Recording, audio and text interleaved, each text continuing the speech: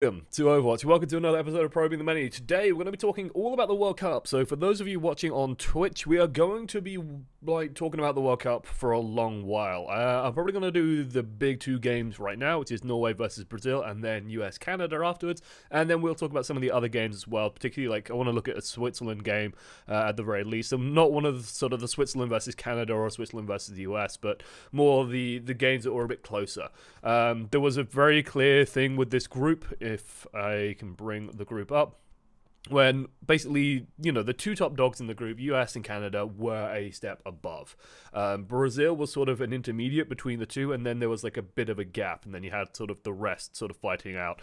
And it's not that these teams are necessarily bad, like Norway is a bad team or Brazil is a bad team. These teams in other groups will probably be relatively competitive.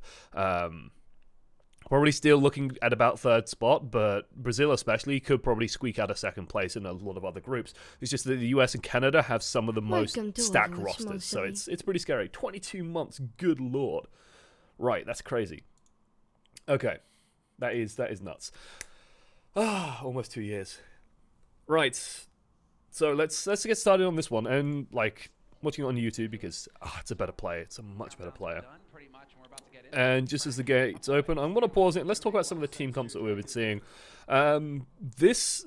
It's kind of interesting to me, like, Norway is definitely sort of carried on the back of Onigod, or the track definitely had his moments. Onigod plays a very, very freaking fierce Tracer. He is all-round known for his Tracer play. He is something to be scared of, and as Chris likes to call him, Onidog. It's the way Chris says Oni Dog. But Onigod is a really strong player. Honestly, this guy probably should be picked up somewhere. He is pretty fucking good. Definitely want to watch throughout all of this. So I don't mind Norway playing this comp. It's a little bit older, but it still works and it's still very, very viable. Sort of the Pharah gives you a win condition against stuff like Goats. Tracer is still pretty potent. The only thing that they have to be scared of is if the enemy runs a Brigitte, then the Tracer starts to become a little bit less relevant. Otherwise, Brazil running sort of this modified, strange sort of Moira Lucio comp. We're seeing more and more of this where sort of Mercy Zen has sort of faded away in the meta, mostly because like Sombra's in, Dive is in, so Mercy can't out heal a huge amount, and what happens is they just force the dash and then they just dive the Mercy and kill Mercy, so her value has actually dropped quite considerably. Zen's also similarly vulnerable to that sort of play, so Mercy Zen, they both have the same weakness, and so it's very exploitable. So you're seeing less and less Zen Mercy, you're seeing more Moira, more Lucio definitely creeping in. Lucio is actually pretty good against the Sombra these days as well, because he just hides. Alamo, absolutely, remember the Alamo, just absolutely dominated with his performance on the Lucio. Superb at playing it. The Sombra Tracer pick is kind of interesting. I'm curious to see where they're going to go with this one, just putting on my analytical hat. Let's get rid of chat. There you go, chat, you're gone. Like, what my questions sort of looking at this team comp straight up is like, where do you go with these? Hey, thank you for I think the tasty one-person host. I'm not sure. Did Onigod fill in for NLG back when Seagull dropped into sub? I know Onigod's been floating around for a while. I'm not sure specifically where he's been, but I know he's definitely a veteran of the scene. He's a name that I've seen sort of pop up all over the place. But yeah, the big question I have is, like, where do these two go? And I'm guessing they're going to try and, like, hack the Diva or something. Like, it's just playing around the hack. They're going to look for a hack on something and then try and kill the shit out of that. Meanwhile, Norway's going to try and do what they're doing now. Control space, control choke points. Sort of, the Winston's set up in this nice position here so he can control this corner. The Pharah's already set up shooting down rockets into here. Norway's in a pretty good position at the moment. And this is kind of dicey for Brazil because they have to play around this hack. And so what you're sort of waiting for is you need Lico to find something, and then they have to go on it super aggro and just blow it away. But it looks like they just can't make it in. They're not finding the hack, and now they're trying to just brute force this comp. This is actually dicey, yeah. So there's a thing that you got to keep in mind, right? When dealing with like the Pharah Diva matchup, okay? This sort of rush from a Pharah, from a Diva rather, this actually will kill the Pharah. If there is no Mercy. If there is a Mercy, this sort of push doesn't work. It just sort of stalls out the Pharah. But you can see she almost died, and then suddenly Mercy's there. And, oh, look, it's fine. This is the sort of thing you're looking for with this team comp, though. You are looking for a hack, probably, like I said, on the D.Va. It's the easiest one to get, and then you just try and kill it. Maybe you can get Lucio, but honestly, D.Va is probably what they're looking for. So it's sort of a hack dive comp. They're becoming more popular. They are pretty scary, like, especially the Bully the Tanks comp. I'd really love to have the camera on Lucio. I want to see what Lucio's up to. Okay, he's just on the point at the moment. Nice stick, just to help swing things, but healing's just there. Early committal of ultimates from Brazil. Norway are probably okay-ish with this. Like, they didn't spend anything. They've got 6 ults coming online. They are playing into a EMP, though. But this is where, like, I love this matchup that's sort of bubbled up now that Sombra's sort of come into the meta. We've got this new matchup, this new fight that's been happening more and more, which is the Sombra versus the Lucio. This sort of antagonistic relationship between the two, where what's usually trying to happen is either the Sombra will just EMP, and what will usually happen is you get, like, all 5 of these people, then Lucio swings in and sound barriers them, because Lucio can, you know, stay out of line of sight, stay out of the fight for a while, and then speed boost in, sound barrier, and it's all good. Alternatively, they try and dive the Lucio. So what you'll try and do is you'll try and dive the Lucio, force him to sound barrier, and then EMP it. And it's a very, very tricky little matchup. Alamo has been very, very good at dodging EMPs. Brazil do not have any concern on sort of similar issues. So yeah, they're just going to go straight for the EMP and just try and get what they can. Honestly, it might have been a little bit too early by the looks of things. Like, this is always the question with the EMP. Like, what can you realistically do? I think it got the Lucio, judging by the lack of sound barrier coming out here. But it didn't get the Mercy. And the rest of the team just backed off. Like, good patience out of Norway. Now, everyone has to commit resources. And I think Norway just have bigger bang for the buck at the moment, yeah.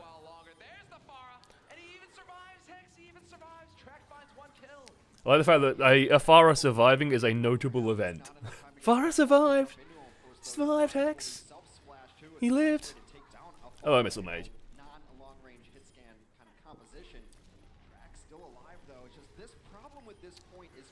Alamo is so slippy. He's a really good Lucio. Like, you know, maybe it is that reason. Like, I say this because, like, Korean divas were some of the best divas in the world for a while, and probably still are. Like, so I have to wonder if like that nationalism almost comes into it. Of like, this is our hero, right? Lucio is Brazil's hero. So go figure that the Brazilian Lucio player is like a god. This is really good by Brazil. This team comp is actually really nice for this. Holy shit. It's like a tangential advantage to this team comp, but it is brutal to clear a point for. Especially on like Oasis, which is so difficult to clear the point on. So if you have like Tracer, Sombra, Winston, D.Va, like how do you clear the point? I don't know if it means German and Portuguese. Interesting. Koreans are the best on all heroes. Well, eventually they were, but they started out pioneering the D.Va more than anything. Like, I think everyone was playing Zarya and Korea was playing D.Va more for a while. Like, Korea really went to D.Va very early, and then as the meta sort of pushed and evolved and went more and more D.Va-centric over time, it sort of became the norm.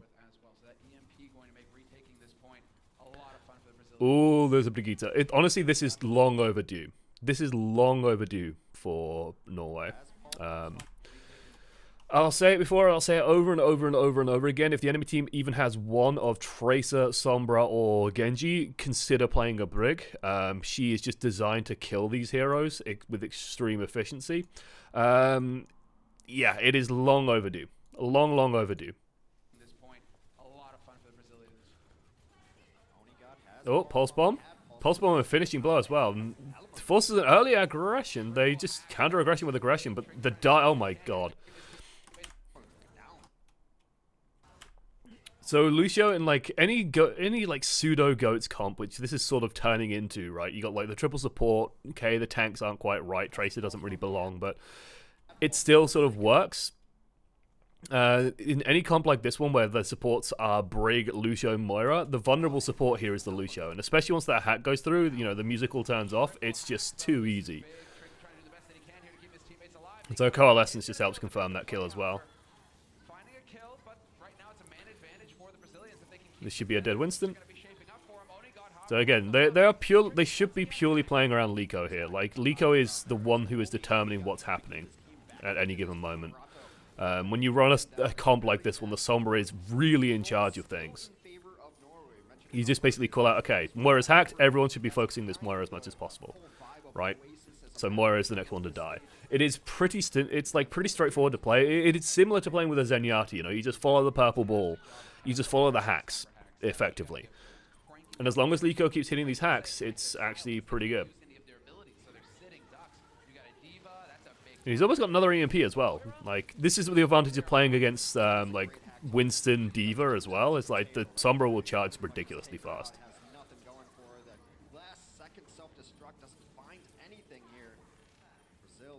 Onigod's trying. He's trying, bless him. Good sound barrier. But this, again, it's like 3 supports on the point. It just feels like just buying time more than anything.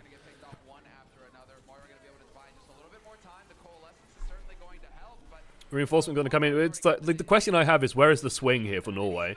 So, okay, all the stalling is fine, but they've got nothing to swing this fight, basically. The only thing that could really do it is a D.Va bomb.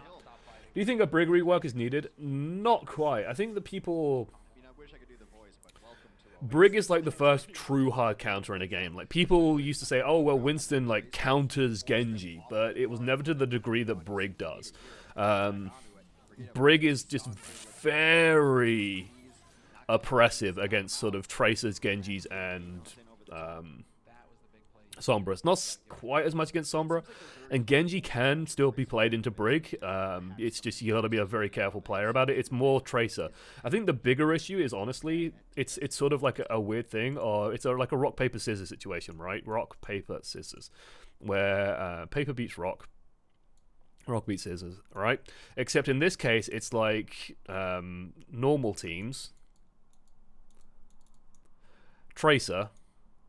Sorry, no. Brig. Tracer. Because Tracer is overpowered, right? She like, ask any pro at the highest level, if you remove Brig from the game, instantly we'll be back in a Tracer meta. Instantaneously we'll be back in Season 3 Overwatch League. Stage 3 Overwatch League. Straight away. So the real issue is honestly the Tracer, and Brig deals with the Tracer. So then, okay, well, you can't play Tracer because they just swap to Brig, or until they swap to Brig, and then you swap off the Tracer. Genji's issue is more that Doomfist kind of does what Genji does, but better now. So yeah, define normal, just general comps. Like, I'm not going to go too heavily into it. It's just a generalistic point of Tracer will become oppressive if you remove Brig from the game. So Brig is needed to keep Tracer in check, and then Tracer sort of dominates otherwise. If you fix Tracer a little bit, if you nerf Tracer a little bit, then you can bring Brig's power level down a little bit as well against her. Then things will probably feel a little bit more fair and well-rounded and balanced. Hey! Interruption. I've been streaming at 7 o'clock quite a lot, do you mind? I've been doing it pretty often. Okay. Right. So, this map, University, Norway playing more or less, like, this is sort of a standard on this map. The McCree is always one that I find interesting. The thing with the McCree that you can do that's really kind of nice on this map, I'm curious to see if Norway do it, is if the enemy team is playing goats. So the first priority for Norway, if you're playing this comp, is to scout, is the enemy playing goats? Like, this is question number 1, pretty much on any map these days, is like, is it goats? Right? If it's goats, then you have a very specific playstyle. Now, the thing that McCree can do on this map, if it is goats will just run straight to the point. Okay? They will just get on the point and pitch the tents and get ready to fight there. McCree can actually go up here on the flank. And the only person that can really contest him is the D.Va. But with a Mercy and a Zen, the McCree can actually survive that. You can put an Ore on him, you can just send the Mercy to him if necessary as well, and he can actually survive on this high ground on his own. Because Goats isn't very mobile, they can't actually get up to the McCree super easily. So you have this McCree on the high ground just shooting away. What is Goats? Goats is this comp here. Triple support, triple tank. So these 3 tanks, you have these 3 supports. It was pioneered by a team called Goats, so that's sort of why it's called the Goats comp. It's the 3-3. Gets Moira charged up super quickly, has a very, very sort of strong first hit because tank cooldowns keep everybody alive, support cooldowns keep everybody alive, and then he can just sort of run over someone. Norway has to sort of play very carefully here. The big thing that Norway has to do is just not let themselves get speed boosted onto. And this is a difficult thing for Norway because they don't have a Lucio of their own. So they can't outpace the comp entirely. It will eventually catch up to them because of that Lucio. So yeah, they're just rotating around. And you can see, like, Norway have just circled around the map, basically. Taken the high ground and circled away. While the control point's unlocking, the Farah can be building. So Track's already on a good 40%. And he wants to try and build up towards this barrage as quickly as possible. But this is sort of the big scary thing, and like the really big scary thing is stuff like this, right? Where Olay is already on 70% charged. Like, these two are charging at pretty much the same rate.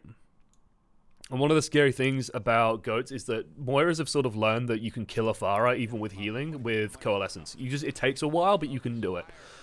You will kill her eventually. So it's sort of being used as a good way to push the Pharah out. But the big issue there is that, hey, yeah, they got into range for being speed boosted. Honestly, it might be better for Norway just to like let the point go here.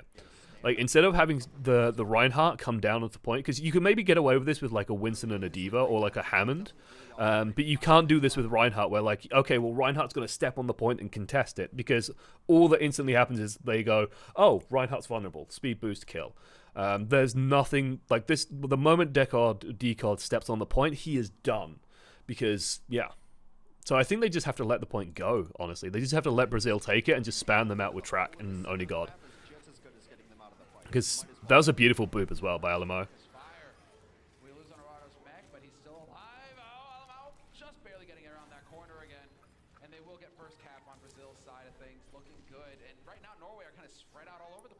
And yeah, so Brazil just going to look for a cleanup. Only God, I think, probably just got a catch. Ooh. Ooh. Might swing back. So it looks like Brazil sort of lost the plot slightly here. Like, the power of Goats is when you all move together, you're sort of unstoppable. But they go up and I think they just like, Alamo probably just got flashbanged or something there and just died. And then everyone just got stuck on the point. It's like, why do you have these three people on the point? If you're going to go and scoop these people up, go scoop them up. But do it as a team.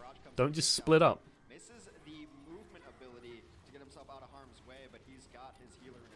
So Brazil messing things up a little bit there. Split calls, split comms.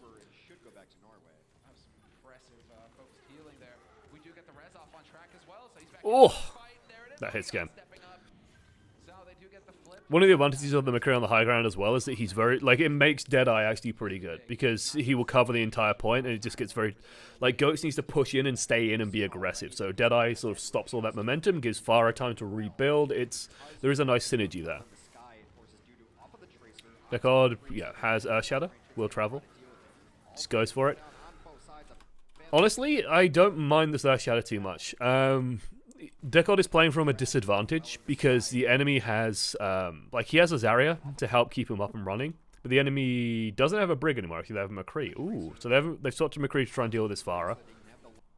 Okay, then I like this less, actually, that they've got a McCree now, where he can just play and wait and just probably bully out the enemy Rhine. Especially if you have a Deadeye, you can use it for shield break.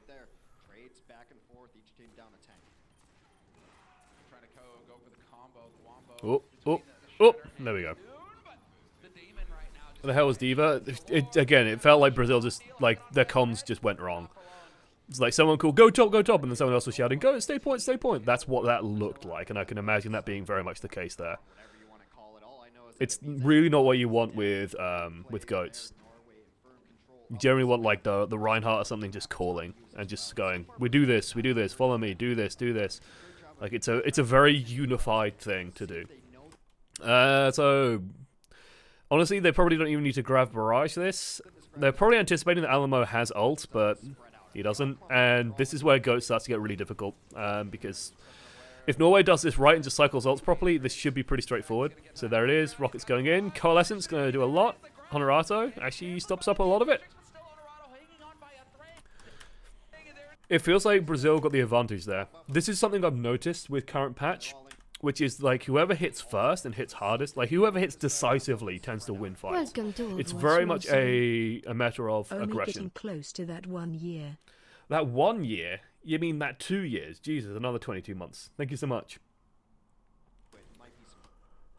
Yeah, like hitting first and decisively in this current meta is a really big deal. Really big deal. And it just feels like Brazil almost shot first here. Like they're speed boosting out now, they're engaging now, and as a result, well, Grav hits 2. But they've got a Coalescence going through it. Deckard is getting burnt down. There's no support for him. Zarya just got exploded by Neil somehow. Like, they got engaged on, lost 2 straight away, and now, well, the barrage alone isn't going to do it, because there's a diva. So I was about to say, this is a very difficult place for Brazil, because what Norway can do is, oh, well, they're engaging, well, we just grab, send Reinhardt in, use trance if needed, okay, next fight, we just barrage them. But Brazil just engaged a little bit more decisively. You kind of expect this out of Brazil as well, because they are like 5 members of Brazil Gaming House. So they should be like a more decisive, cohesive team than a lot of the World Cup teams.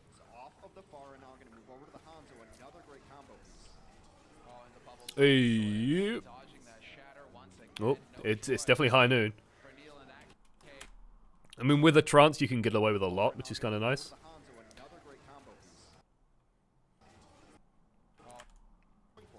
I think this is just like everybody reacting very, very well to this. One of the issues with Earthshatter is that there is enough time between the call out, the hammer down, and Zen's ult activation, so the Zen can always survive this. So I think it got interrupted halfway, but IPN also just reacted instantly by pressing Q just in case. Makes the Deadeye safe. It's good enough, honestly. This is a tasty Zarya as well. Tricky played pretty well, I will say.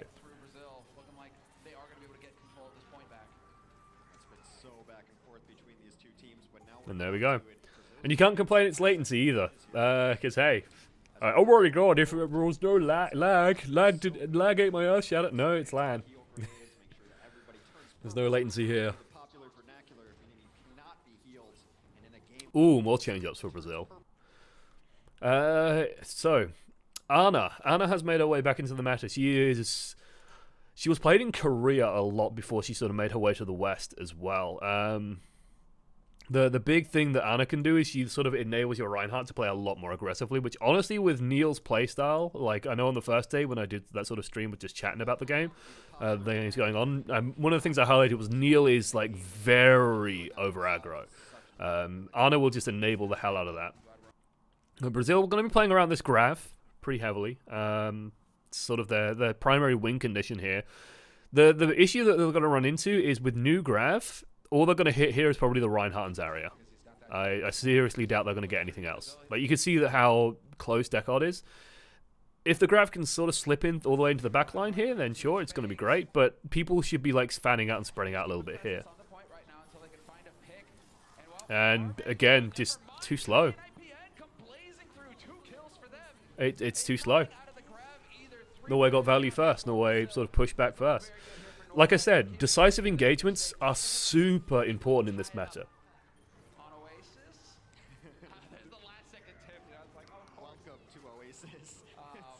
I want to highlight this beautiful moment of casting from Semla. It is a thing of glory. And they will tie it up on Oasis. they will tie it up. Oh wait, no, it's Oasis. It's still going. And yeah, City Center is the worst for it. It's like the game is kind of over, but I think as a caster, you want to hit like your peak at the end of a round. You know, you want to have like the end of round being like, oh my god, yeah, they've done it, awesome, rah. And then it's like, oh wait, no, it's just been dragged out for like 5 minutes now.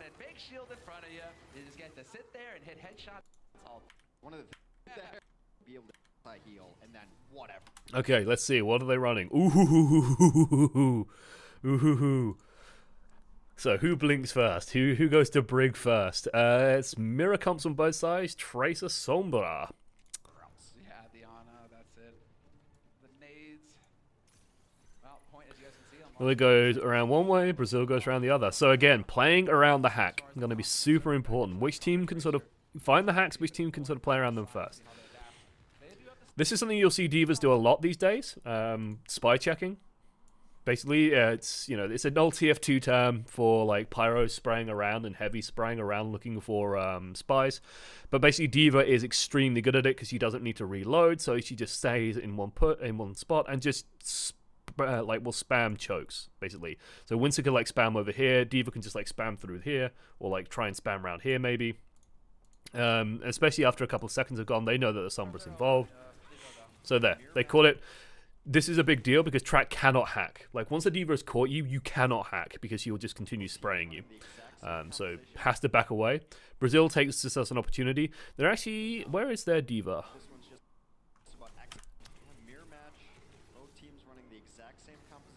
Can't see. Looks like Lucio might have got hacked as well, but somehow Deckard still dies. Tricky should be dead here. Yeah.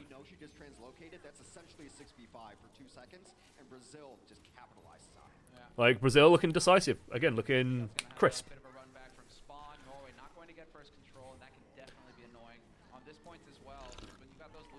I also think Track's pathing was super greedy. Like, this might be an experience with the Sombra strats. I don't know how much Norway scrimmed it. But, like, this is a greedy pathway, right? Like, just going in here through main. Like, coming in through here might have just been better. If you hack the Lucio, then this team can dive a Lucio. Like... But he just sort of goes in front of the enemy team and they just spam him. So, yeah.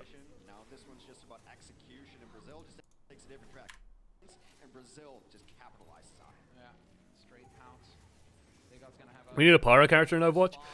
I expect one will pop up. Like, the thing is, people tend not to enjoy damage over time as a game mechanic, so it tends to sort of go to the wayside. But I don't mind it so much. I know, like, people were in beta, like when Genji had a damage over the a dot on his dash. He used to do 25 damage and then did 50 in like 3 seconds afterwards, to try and give you that sort of, the sort of the samurai showdown where he dashes through and then slowly the enemy falls in half. So Norway blinks first. They bring out the Brig. Brig, Ana, McCree, this is like super anti this comp. Again, Brazil still playing off hacks. This team comp still works surprisingly well against this sort of play. If they can find the hacks, is the big question. Notice, this is really nice by Dudu. Holy shit, look at this. Just spacing the Brig out. Like, Brig does not excel when Tracer starts doing stuff like this. This is where... in a situation like this, the Brig can't just be like running after people because it just doesn't work. Like, the Tracer will just keep blinking away. So the Brig can't actually do anything about this. This is where you need to just like take some ground and then spam with the McCree. But because it's city center, it's like all Brazil are doing is rotating around the dildo. Oh! Remember what I was saying about Tracer being perhaps a touch overpowered? There we go.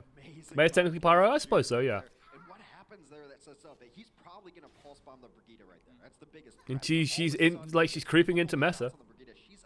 Did you call it a dildo? I did. It is the call out. Oh, breaks my heart. So yeah, the city center, the thing in the middle, the pros call it dildo. Or at least the UK pros call it dildo, and I am going to adopt that moniker for it. Perhaps not in a professional cast, but I will do it here. Okay. This is greedy as hell. I hate this. I actually hate this. This EMP. The reason why I hate it is because most of the enemy team still probably stood in spawn. You know? So even if it wasn't stunned, like, Norway's probably going to be okay still. Actually, maybe not. They are quite far out. Ugh, I don't know.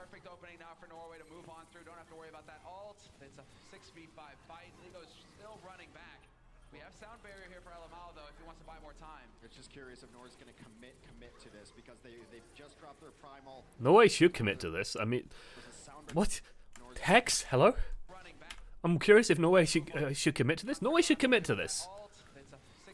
Norway need to commit to this. This is the best opportunity they've got. The enemy's just been robbed of their EMP. They have sort of all the advantages. IPN should be rocketing towards a nano boost any second now. And this Winston needs to not die. Deckard, oh dear.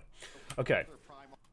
So to make this play work for Norway, like, Norway's win condition here is honestly probably going to be the primal, not the primal Winston, the nano Winston. That's probably what's going to swing this fight more than anything. Like, Deadeye not really going to do it with like a Tracer and a Sombra on the field. Moira fades, Winston jumps. Like, Deadeye's not going to hit any of this shit. So it's like, they either get a flashbang onto something and kill it, or you go in with the Nano Winston and you just kill Lucio, or you kill Moira. You kill Moira. Now there's a sound barrier on the other side, but while The Deckard could not die there. continues to gain percentage on the point. Because now it feels like, what's Norway's options for winning this fight? Realistically, like they need to land a stun on something, but with the way Brazil's been playing this clever enough where they're not just running into these stuns. So, you know, on paper you could go, oh well, they have like 2 stuns, surely the Brig and the Tracer should die to this, but no, they're not playing in range of the stuns. It's pretty nice. Not seen any of the World Cup. How are we doing? Who's we? The UK hasn't played yet. We play in Paris in like 2 weeks. It's getting close. They fly out on the 18th. They're starting to get like, oh god, we gotta get good. Oh, they want it out in the end. They're screaming hard. I think they're screaming right now. I've been watching, like, I've been trying to VOD record for them when I can, and then I've been watching the VODs when I can't, and it's a lot of fun. The players are just, there was like, they had a huge argument yesterday about breathing, because apparently Smex breathes wrong. They're just the bullies, really. I love the Hammond change here. I honestly think it's actually pretty sweet. Although, actually, do I love it? How much do I love this Hammond change? I love seeing him, but honestly, might not work super well long term. People, when Hammond first came out, people were like, oh, Roadhog counters Hammond, and Brig and McCree will counter Hammond. No, Sombra counters Hammond. One of the things I'm learning, because I've been playing a lot of Sombra, is like all the defensive Sombra, which is like you play, if the enemy starts running stuff like Hammond Doomfist, or like Tracers as well, you can do this. You start playing further in the backline, and you just sort of bait the Tracer or the Hammond or the Doomfist to dive you, and then you just hack them. It feels like Norway won that one just through sheer weight of hit scan skill. Like, Onigod shot people, and it worked. That's cute. That's a really cute thing to do. Brunner gonna do bad. I would be very shocked if we don't get at least second. It will be a huge shock. But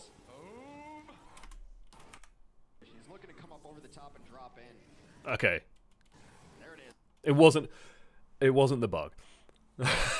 Alamo took a lot of damage there to start us off.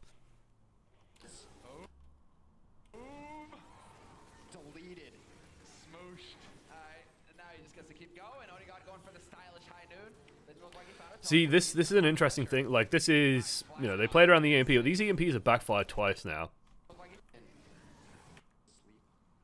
It's just like the engage just goes wrong. So, like, EMP goes off, they engage. This is just nice positioning, I guess, by Norway. And just, Lucio just takes a lot of damage on the way in. They do trade, like, they traded Lucio's. They traded Divas as well. Actually, this is pretty good for Norway. Okay, that's not good. There we go. Out fucking skilled. It wasn't as bad as it seemed. If Alamo didn't die there, they would be A-okay, but it happens. They still have opportunities.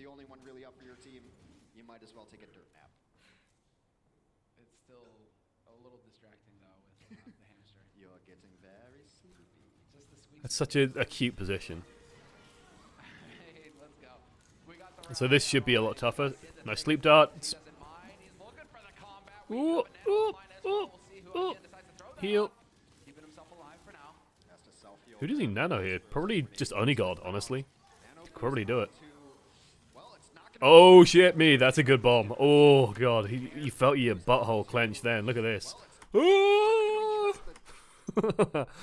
Yeah, just nano Onigod, I guess. Maybe the Diva. Yeah.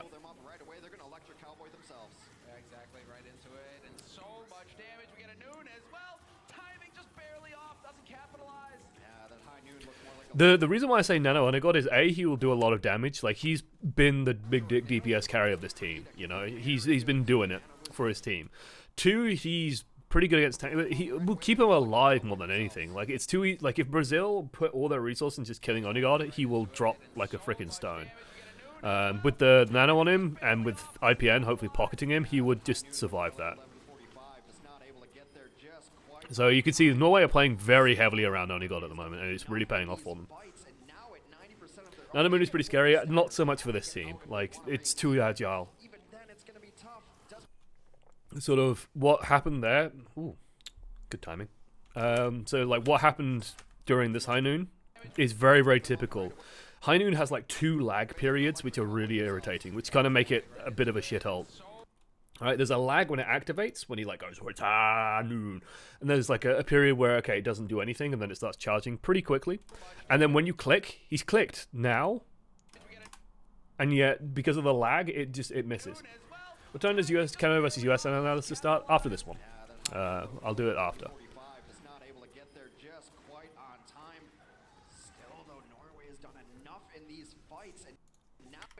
So it'll probably be in a couple of, like, about an hour and a half. Probably more like an hour and a half. This is a long series. Oof. How did I skip that far ahead? Because there was an EMP coming in. Right. EMP, Diva's EMP, like, this is where Brazil have to be focusing here. There's 2 hack targets and nothing's dying. That's a scary moment for Brazil. Right? They EMP Diva, Diva doesn't die. They EMP Hammond, Hammond doesn't die. This is, like, the team comp is starting to fail, basically. Oh, oh God.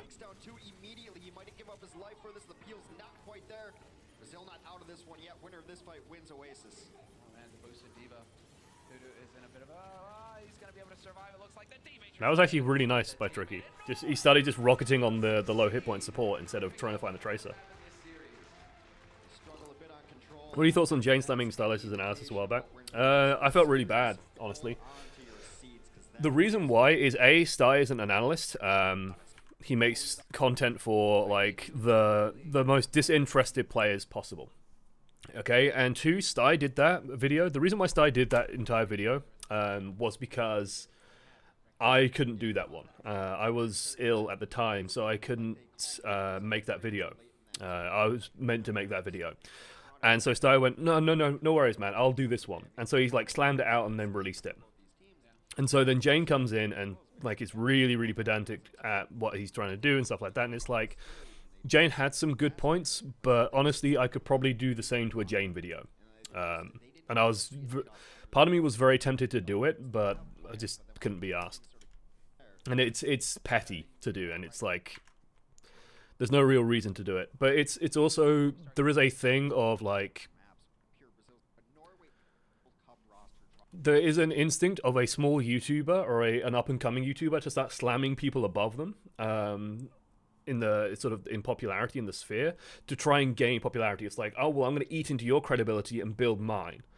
And so Sty just like, I think Sty just DM'd him and said like, what the hell, man? Like, there was actually a really good thread after that came out on the competitive subreddit about the fact that Sty is actually like, love him or hate him, Sty has done nothing but try and support the competitive scene where possible. Right? He's never really sort of gone, oh, what's the point of competitive? He's always supported Overwatch League, he's supported contenders, he's supported the World Cup. He has always tried to push that content on his channel. He's brought me in to help with that sort of content on the channel as well, on Pro Overanalyzed. So he's trying to sort of push the casual audience, which is very much his viewer base, into the competitive one. And so stuff like that like just discourages him from doing it, and it's like, it's shooting yourself in the foot effectively. Sty is a marketing dude, so to speak. Sty knows how to appeal to the larger audience, and he does it very well.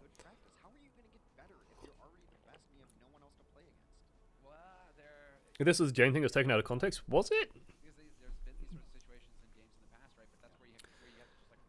The issue, I think the issue as well is that like that episode of Pro Overanalyzed especially was not meant to be like, oh, this is high-end analysis. So it's But it's not going to happen. yeah. The testing ground for those 10 hours a day. You've been grinding it all the time. But I think, like, my honest opinions on Jane is he does a very good thing. He's doing basically what I've been doing, and he's more successful with him. So fucking hats off to it. Like, that's really, really fucking impressive. But he's had something of a meteoric rise to a position that I don't think he is quite qualified for. And, you know, Canada went 0-4 against the US. They looked shaky against the US quite often, pretty much survived off one comp, had a very easy group. It's kind of hard to judge whether, and he has like one of the most talented rosters available to him. Canada probably should have looked even better than they did. I'm concerned with, like, I can't imagine Taimu listening to Jane. That's sort of my concern. Like, it worries me, and yeah. Yeah. It's tough, but he also, like, he does a good show. He's pretty much on the money, I think, quite often.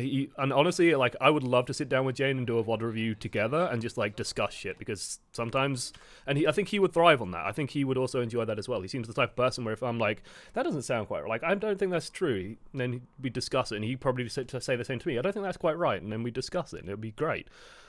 So I think in the Dallas position, he will learn, and my hope with Jane is that he takes the Dallas opportunity not as like, I'm Jane, I'm the big coach, yeah, listen to me. It's more, listen, learn from Aero, who seems to be doing extremely well at the moment, learn from these very veteran pros that he's got available to him as well, pick up a huge amount of knowledge, and then go from there, because that will really help him a lot.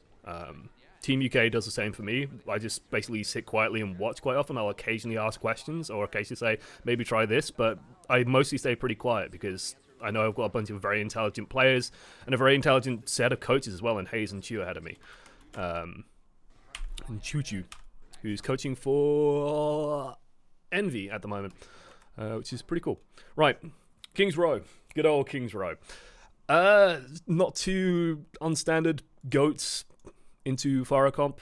The only thing I actually want to check, just because we were rambling at the start, is, yeah, the only thing that's sort of worth checking is, like, what do they change? So they just, like, scout and then instantly change up.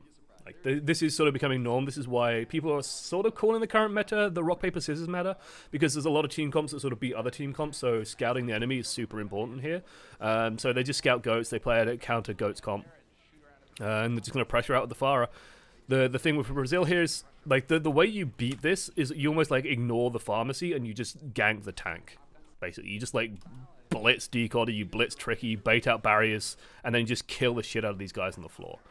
IPN is also a viable tactic, but the issue with, like, going for IPN is IPN should be playing in Canada, effectively. You know, this is Kings Row, this is London, IPN should be in Canada, because this is the danger, right? The speed boost onto the target, and this is sort of what happens when you try and do that, where Dudu just goes super aggressively. Might have just got knocked into the back line, but he just ends up completely isolated by two, like, Tricky and IPN, and IPN's super safe back here. Like, it's a long distance to actually run when you're getting shot by a Farah and a Hanzo to try and go that deep. And so, yeah, they just end up dying. Most of the collab reviews, yes, the collab reviews, like, collabing is something that I needed to do more, honestly, and it's, like, I need to get, like, Chris. I honestly think that Chris in, like, one of these videos would be fucking amazing. When he went, we got him figured out, I winced. It's like, people had Canada figured out after day one. Yeah, you play goats with a Sombra. It's pretty cool, and it seems effective, but yeah.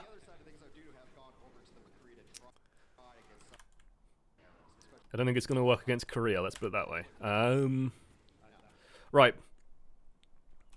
Again, Norway's going to keep it rolling. Brazil making a couple of change-ups here. Korea helps with Farah, obviously. Norway just maintaining pressure. Should be maintaining pressure as well. I like it. This is just going to help them charge up their ults. Specifically, the Transcendence needs a little bit more oomph. Crack's going to get a barrage.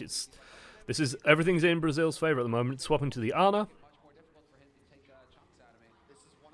So Brazil feels panicked at the moment. Like, Brazil feel flustered.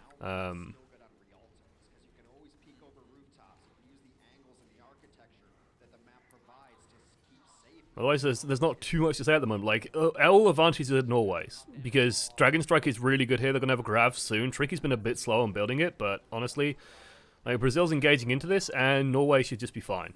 Like, okay, they got the Valk, that's okay. Brazil should be falling back here. Like, I don't like the fact that Neil is still posturing aggressively here. Once this Valkyrie comes out, like, they need to back away a little bit. They need to give a little bit of space to this. They need to make sure that Norway are engaging, like, into Brazil, because running into Norway here is not going to go super well for them.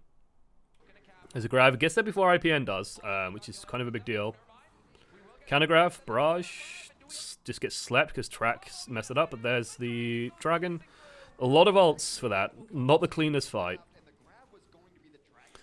So, let's talk about plans. Let's talk about fights and plans, because there's a lot of preset to this fight, okay? So, normally when pros are determining like what's happening in a fight, they should come up with a plan for what they're going to do next fight. So, Brazil's plan was, okay, we'll stall it out and we'll get Lico's ult and we'll win off the Grav. And just like pray that IPN doesn't have a Transcendence, because IPN's been super quiet all game long.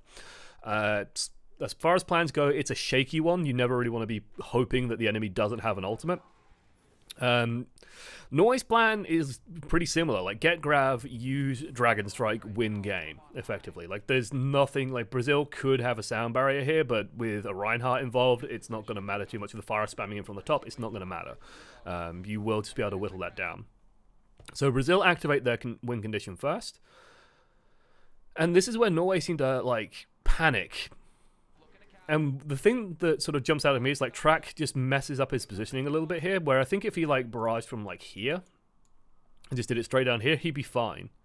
But he goes, like, all the way over, and ends up, like, over here, where the Ana is just, like, safely shooting, and that sort of messes him up a little bit. But with the Dragon Strike, Lel, easiest comp of your life. So, what is the plan? A lot of, you know, Team UK scrims tend to devolve into, what are we doing, guys? What are we doing? It's been fun learning, like, there's a difference in how people communicate now and how people communicated last year. And, like, Hayes is trying to teach people how this communication method works. And it's actually really cool to see the players adapting to it and picking it up. It's a lot more about taking initiative and, like, individual players taking initiative. So, it's not really leaks, it's like, it's fine. So in stuff like this, it's like, IPN should be like going, okay, well, they don't have Grav, so IPN should be the one piping out going, okay, let's fight with my trance. Like, I have trance, I want to engage with this trance. I want to do something with this trance. And it's like about players going, you know, if Track had a barrage, it's like, set me up for my barrage, set me up for my barrage. It's like taking those initiative moments. Honorato should be going like, you know, I have Diva Bomb. We can Diva Bomb and Nano Rhine, you know. We have these combos. We can do stuff with it. It's very much like an individual thing. And like trusting in your individual players to sort of make calls and make good decisions. And especially when you've got a team with as many clever players as the UK, it's actually pretty cool. It's pretty effective. So there it is. There's a combo. Diva Bomb, Nano Reinhardt. Sound Barrier seems a little bit excessive for now. Oh! Barely. Oh god, I love this Lucio. I love this Lucio so much. I pray that Wins isn't watching, taking notes from Alamao. Drax actually in a lot of trouble here as well. He's getting spanned out. It's just like a... Oh god. Hello? Dragon, are you okay? The old spawn dragon. Oh dear. And that calling style will be better since not one-shot callouts to keep track of anything. It's more about, like, there is a cycle after fights of, like, what do they use, what do they have, what do we use next? And when it comes to that what do we use next, then it falls down to more of individual players. It's still very much the support's job, though, to try and track as many ults as possible and keep track of fights as best as possible. Just because the supports are further back, they have a better overview of the fight, generally. Unless they're playing Lucio, then Lucios tend not to, but, like, Ana can kind of do it, Zen, Mercy can kind of do it. Bizarrely, like, Lucio, when he's this active as like Alamo, it's actually kind of difficult to see, okay, well, what did they use? But other players should be able to inform of that. Initiative. Said it before and I'll say it again. Initiative. Brazil are so good at doing it, and this is perfect for Brazil. Like, when you see King's Row on second, it's generally lost at this moment here. Like, when you lose that fight at the end of second King's Row, it is so difficult because the enemy can, like, the enemy has so much room to breathe. It takes so long to sort of get to the payload that they can do these counter engages very, very actively. Why Dragon when you have Grav? I'm guessing Only God just asks is the fight winnable and then just Dragoned from spawn, hoping to catch people off guard. Quad tank. Okay. Nope. Oh, goats. Okay. They've gone goats with Valkyrie because they have it and they want to use it. No speed boost though. Brazil should just be able to, like. Now moving together as a group. We do have the grab online here for Norway. Are they going to find the kill and the grab thrown in? We do have the wings out as well for Eco, and right now 3 big kills rolling through. The weird thing is, I don't think the change-up mattered a huge amount here for Norway, because it's like all the ultimates they had available to them won them that fight. It's like the 3 standout pieces of that fight were Dekard, Tricky, and Ico, who didn't change. I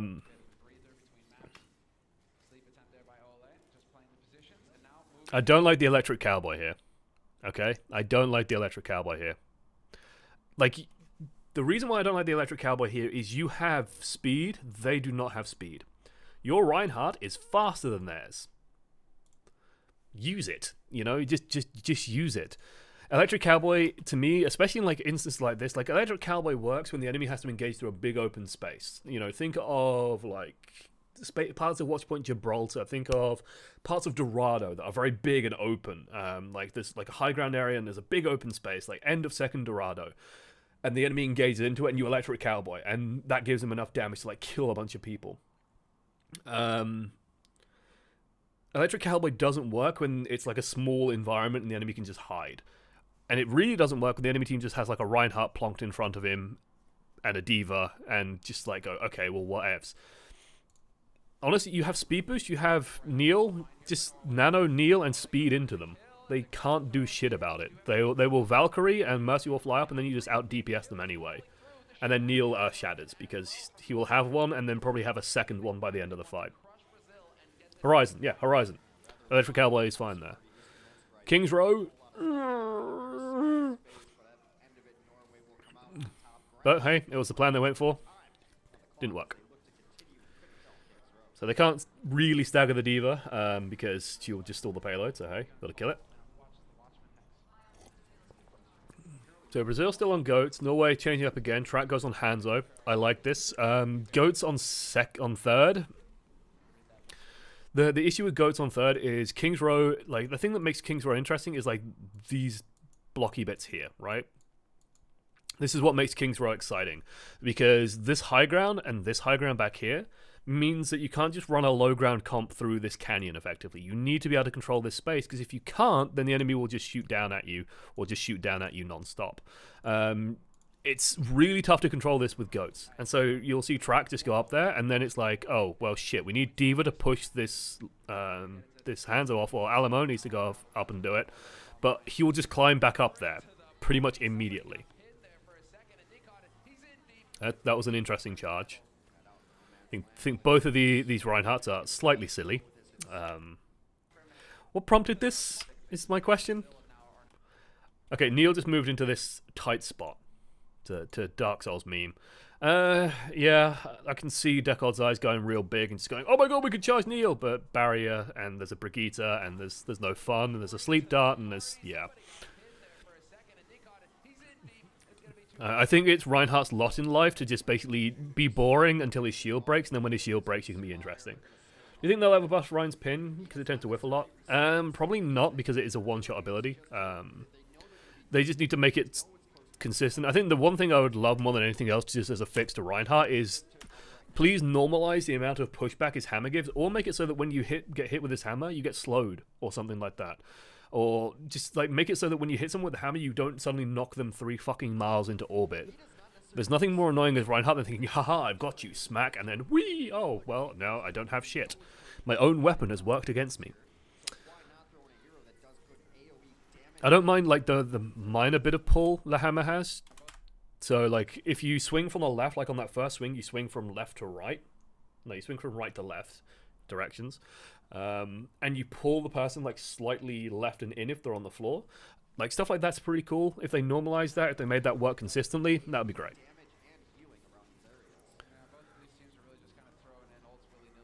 Yeah, they have rally, they're engaging with it. Makes sense. Norway on the back foot. Norway, honestly, just waiting for this grab combo. Sound barrier, like with its buff state, is okay, but if they get the Reinhardt in there as well, it should be fine. Brazil, again, Nano Reinhardt, definitely an option here. Only God has swapped to Reaper. That's an odd pick. So you might think, okay, well, Reaper is a tank killer. Why? And one of the questions I get asked a lot is, why doesn't Reaper work against goats? Okay, you might be sat there thinking, Reaper should work really well here. Like, they're playing a lot of tanks, right? The issue when you have 3 tanks and 3 supports is Reaper is very good at, like, grinding down a tank. Like, he'll blow a tank from 500 hit points to 0 hit points in about 3 seconds.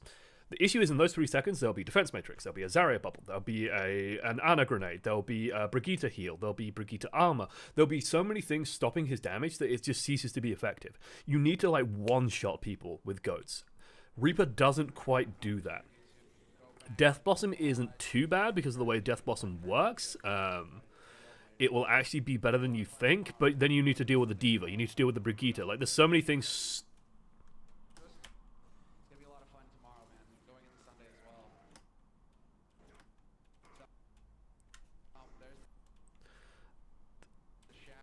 Earth Shatters and graphics are just the weirdest freaking thing. He managed to get 3. Okay.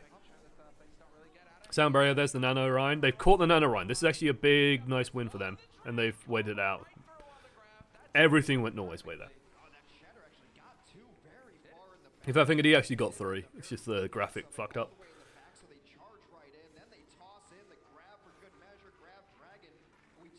Come buff Ryan spin, hit lol, Doomfist, have fun. Doomfist with more from that. If anyone should be pissed at Doomfist, it's Genji players.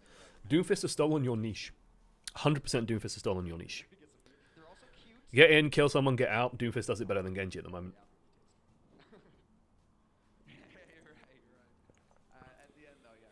Think about it. Literally the same. Doomfist doesn't have the 6k potential that Genji has with Dragonblade, so it's like the difference in power is like Doomfist is better outside of Ultimate, Genji's better with Ultimate, but Doomfist currently is actually reliably getting more kills than Genji does. Yeah, I just really like Norway's adaptation, which is something we keep talking about. Adaptation. I posted Nurse Shadow from the World Cup in Discord, so bugged. Is that the one? I think I know which one you're talking about, and I think it was he got stunned during it. Is it in the esports section? Yeah, there it is. What? Full. 2 tanks out of the mix. Oh hey, this is from this game. It'll be later. Spoilers. Spoilers, Missile Mage. I should get into the habit of doing like this, and then doing this. And then doing this. I need like a hotkey for this. That's right. It's been very popular composite all week. You can just go to Chips' channel and adapt. There's an interesting thing. Like it's why you're seeing a lot of Doomfist being played though. Chad African Warlord versus Virgin Anime cosplayer versus the Virgin Ninja.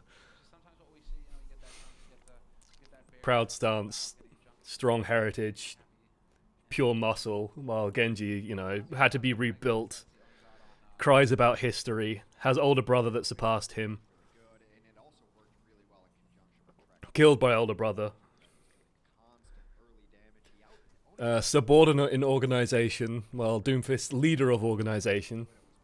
The meme basically writes itself. We'll see if they want to run the Sombra. No, they do switch last second. So the offense of Brazil is going to run very tank heavy.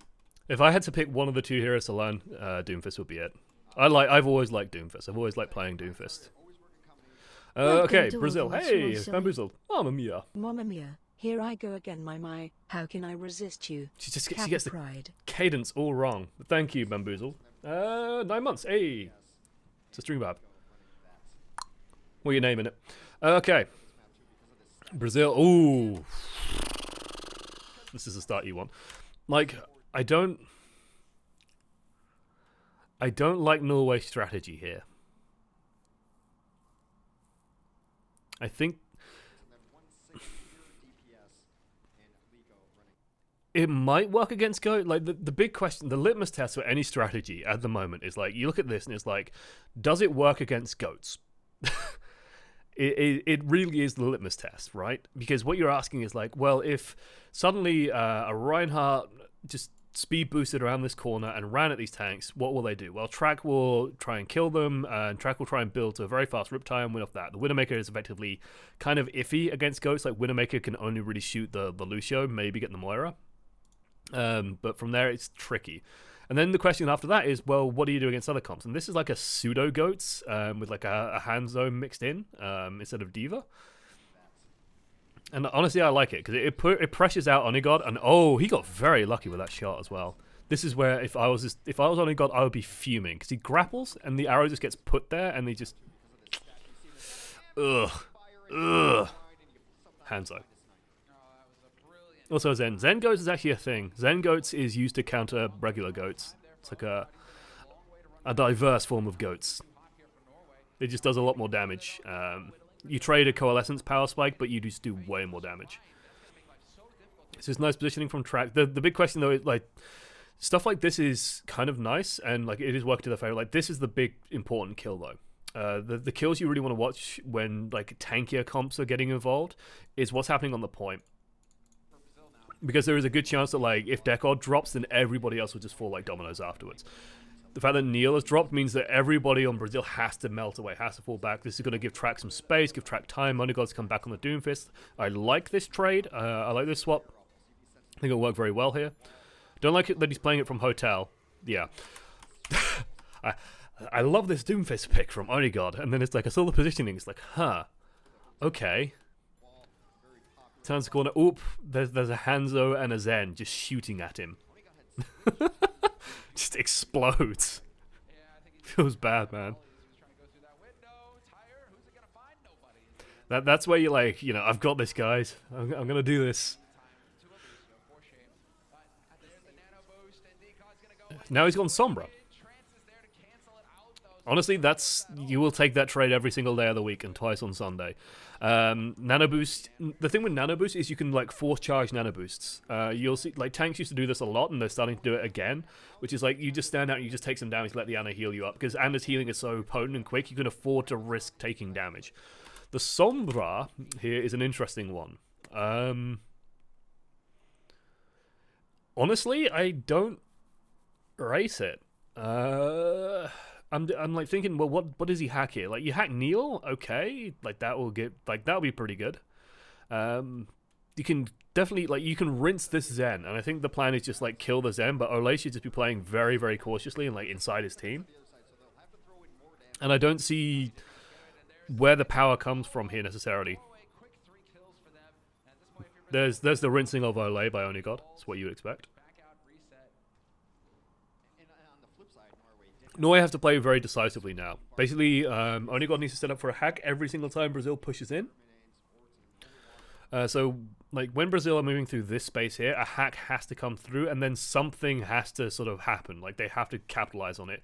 If they let Brazil just get onto the point and just, like, bully, then this team comp will start falling apart very quickly.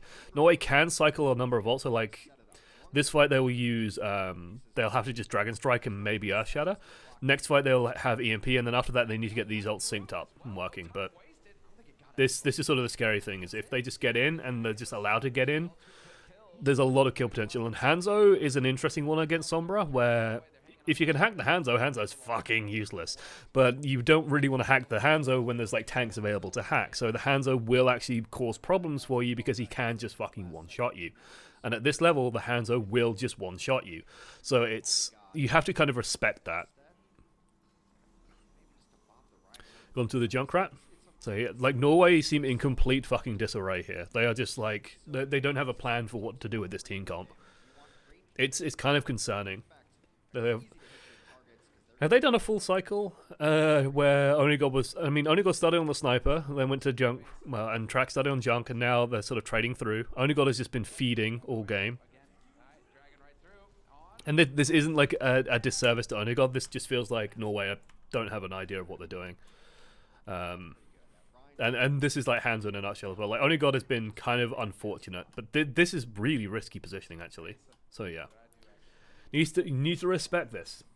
Like, oh, we've got no answer again. All right, dragging right through on the sleeping man, and he is gonna get a rude awakening.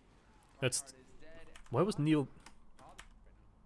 No. Kick his ass. Okay, he got slapped. Okay, that's fair enough. I was like, why is he that far forward? That's why. Good sleep dart then from Ico. Very nice. Don't take his coat. I'm not gonna stop now. I'm sorry. I've started and I'm not gonna stop. Just every time Neil does something. Right. Norway gonna be digging the bottom of the barrel here. Like, if Brazil engage decisively, they will be probably fine. Smashing through this. They should just engage with a support ultimate. Looks like they're doing not quite that yet. They're just bullying track, I guess.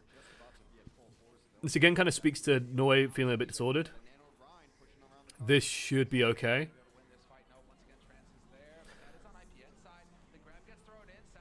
So this is the problem with not keeping good track of ultimates, and I think Norway have just like got themselves confused more than anything, which is like, okay, well, let's go super hard. Hey, Suspicio. One and one amongst the many. We'll be, oh god, never. When will Hopefully, be the next karaoke stream please, chaperoned? please no. Yeah, like Norway have committed super hard on this. It's like we're engaging with Transcendence and Nano Boost, and Brazil just went, okay, France, no problem. Wait a couple of seconds, grab. The fact that they use the sound barrier is a little bit but okay. Like, this is ripped up. The fact that Onigod got away with that is insane. Alamo is just, oh my god, this guy. I could watch this Lucio all fucking day. Jesus, it is so good. Look at this move. Like, just look at the shot onto the Ana. I don't know if how no, it was intentional. You got the Ana. That wasn't, he intentionally aimed at the Ana as well. It wasn't just like incidental damage. Just goes right over the Junkrat, disrupts him, turns, spots Ico on low hit points, and gets him. So good. This guy. I want this guy in Overwatch League. If I was building an Overwatch League team, I'd go, Alamo, you're now the funny Astro. He is the Brazilian funny Astro. He plays nothing but fucking Lucio. You bastards all spamming, yeah. It was such a difficult stream, especially because you guys kept giving me weeb nonsense. That I can't speak Japanese, guys, let alone sing in it. Right. So Norway kind of fucked. Oh, the Earth Shadow's okay, but like even getting onto Honorato is going to be difficult here, and there's like a Brig and a Zen and everything going to keep him alive anyway. So Lel, what do you do here? You're stuck in a straight fight now. And they're already going to charge up some ults pretty quickly. This is important, but oh, good job keeping Liko alive. They don't even need the Dragon Strike. Norway got themselves very confused on this map. They don't know what to play. They've only got every single time Onigod is playing mystery heroes at this point.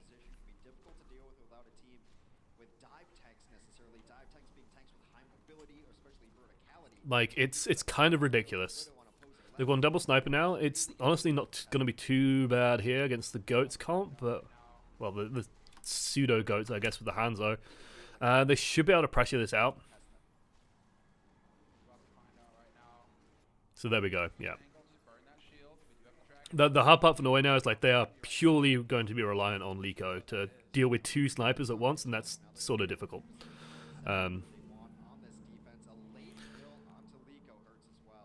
I'm going to be curious to see if they change anything, if they like go for a Hanzo of their own. Sorry, go for like a Widow of their own, or go for even like a Genji here. Or if they just keep doing what they've been doing. I mean, the hard thing here for Brazil is that they can't just hope that they can win off a Dragon Strike combo, because IPN's just going to wait for them every time. That was nice by Track. He just sort of waited in the sideline here. This is just sort of a nice set play, I guess, just trusting in your team to communicate. He's just waiting here. It's like, okay, this is a good example of that individual shot calling I was talking about, where hopefully Track is basically going, okay, like I want to use my Dragon Strike, but I want to put it across them as they come through. So the team should pull back and let Brazil take this space, right? So if Brazil sort of starts standing here, and then Norway call it out, well, then suddenly they're either split or they're going to die. So this is a good example of like individual calling and the power of it. What is your opinion on your Overwatch strategies? Frito is learning, is what I'll say. I know he's sort of teamed up with Broadcast GG now. He's going to be taking part in, I think, the Open Division broadcast with them as an analyst. When your Zarya dies like that a couple times, so he died first in the last fight, that means you're not getting energy up, you're not helping with... Generally, what I'd say is I think a little more humility in what they say. Sometimes Frito is very declarative on stuff, and it doesn't quite work. Otherwise, like, yeah, they get some stuff right, they get some stuff wrong. I'm sure I'm the same. Like, and again, I will never begrudge as well. Like, don't take that as well as like, that shit, get out of the competitive scene. No. Please, like, the best thing to do with stuff like that is if they want to do it, like, I hope that people watching and people interested in the competitive scene, if they make mistakes, you just say, hey, I don't think this is correct, and lay out a good argument for why, and just teach, because big content creators getting into the competitive scene is important for the growth of the competitive scene, for the lasting appeal of Overwatch. And yeah, this was always the danger, which is just like, if Norway don't get a good couple of kills on the way in, and Brazil just speed onto them, like, this is the weakness of this, the Ana Zen, the Mercy Zen, is like, you can get speeded onto, and you can just get pressured out. So Deco just gets sort of pushed out, and then now they can just do what they want. IPN's going to die. Now they don't even have trance available to them. Everyone dies. They have one stall. We're going to have an ultimate showdown. I love it. The year never ends. What is this? Little Wayne track? Yay! Okay. That's all the karaoke you're getting for tonight. I love it. I love the grab there. I honestly wouldn't mind seeing, instead of just, like, because they know that, like, the trance comes out, right? The grab goes in, trance goes out. Please don't use the dragon there. Just instead of like, going for a Hail Mary dragon, just hold it for, like, the final fight. Dragon strike across the payload is fucking great. Still gets tricky. Lol. Through trance. And it should still be okay. Yeah. I don't know what we're doing, I just wanted to be a contrary. Off-color, it's so typical.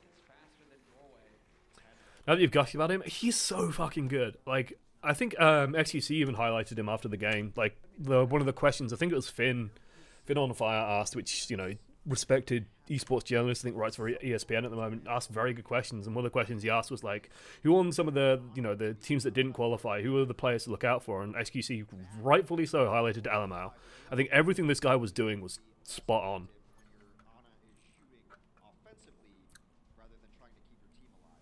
Like, his Lucio play is impeccable. He was consistently getting sound barriers off after EMPs and stuff like that. Like, he was never getting EMP'd. He was always on point. He plays aggressive. He's really difficult to hit. I'm swooning. He's such a good Lucio player. I think they also highlighted Onigod as being, like, a really solid player. They also highlighted Neil, which I'm not quite as sure on, personally. So we've got a duel of the Sombras.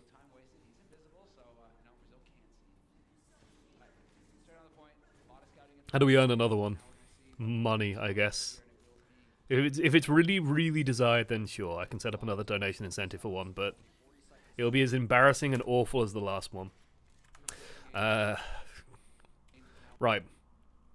So one important thing I want to note as well, stuff like this, I've been noticing it in my games as well, right? There's a temptation when you're playing Sombra to, like, okay, well, I'll hack the health pack in the hotel, and then I'll run out, and then I'll try and hack them coming in. Actually, just starting in a position like this is probably going to be better. You just get instant scouting on the enemy, and, like, in a pro-level game, this is way more important. Scouting exactly what the enemy is running, super vital. So this is, like, 100% in pro-level games. Do this. In your ranked games, you can make a decision, however, if you are playing Sombra, on whether or not you value the health pack more, or whether or not you value getting a good early hack more. Hollywood is very good for this. King's Row is very good for this. Just like making sure that you are up here, where you probably are not going to get contested for a hack. As a Reinhardt pushes through here, you can 100% get a hack on him every single fucking time, and it can be huge. Also, people should be people should be getting to the habit of checking up there for Sombras, and it looks like Ico did just that, which is really good to see.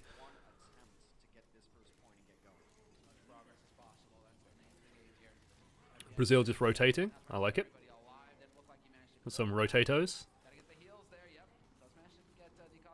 And honestly, like this help, like, okay, Decor just used it, but honestly, it's not a huge difference, you know. This isn't too bad for Norway. Like,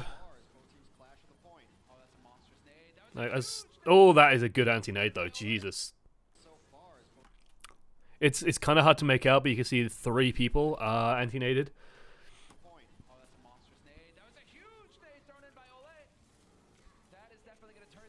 For some reason, Cruz says heel band. I don't know where that comes from, but Cruz always calls heel band, and it always, like, heel band? Really? Like, purple. Come on. So much easier. That's amazing that Norway actually survived that. It looks like they survived that purely because, like, Neil is just on, like, the wrong side of the map, basically. And Brig is, you know, really good. No, they're getting there. They're pressuring there, but Norway just take it steady. The supports just keep everybody alive, like. And Liko can't get hacks in this position. The Tracer goes down. The Tracer dying is, like, there goes your DPS, basically. And then, yeah, just easy follow-up.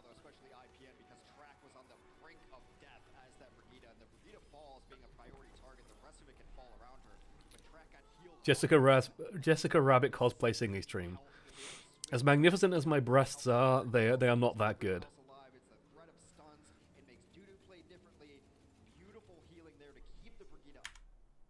Also, my waist is nowhere near that narrow. Not even close. Okay. So Norway are now stuck on the payload, no matter what. I like this from Only God. I like seeing McCready's do stuff like this. It's sometimes really backfires, but hey, it should be fine. I honestly wish Brazil ditched the Tracer at this point, but yeah, they're so close to a possible anyway. Yeah, Brazil just need to win one team fight here. And honestly, like, the team fight that you're generally looking to win isn't this one. Liko knows where the Lucio is. He just should spot him out here, but I think he's just going to EMP the point anyway. Okay, this needs to be decisive. They need to get some kills. Please just kill the D.Va. Please kill the D.Va. No one's killing the D.Va. D.Va wasn't even close to dying to that. This annoys me. Where was the DPS going? It went to Brig, I guess?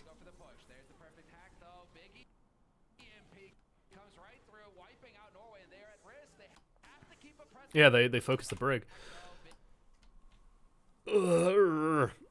So the reason why I say focus the D.Va is things like Brig are like, she's going to get knocked around, she's small, she's harder to hit. D.Va is literally, I think Hex termed it as like a 200-pound potato. Like, it's literally just like freaking useless, right? She just, it's like a huge, easy to hit target. Your D.Va will do a lot of damage to their D.Va. Everyone will just, like, this armor will be shredded off instantly, and then it's just like 400 hit points with like every single bit of damage hitting. With Brig, it's not that simple. And so the Brig will actually just survive this. Hacked D.Vas are a lot more vulnerable than you would think. And a hacked Brig can't insta-heal it, so it's like, just kill the fucking D.Va. Especially if she has bomb. You get the extra value of her being unable to bomb. It's pretty cool. This is done. It's one of those things where I don't think people consider, like, oh, Brig has got 250 hit points. Yeah, but she's literally like 1/3 of the size.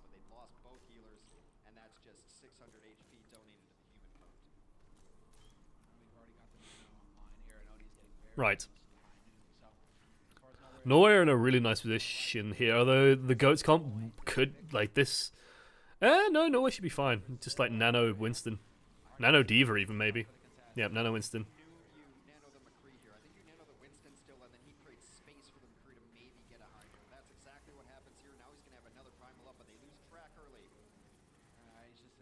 Sports looking after each other. They can't really afford to muscle in here.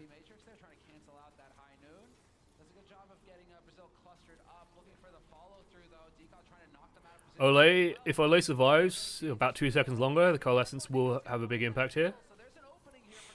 But a couple of kills come through.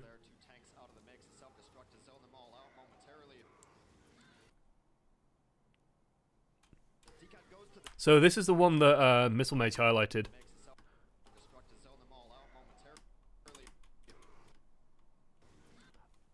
I think no one is actually vulnerable to. I think that's actually not a bug.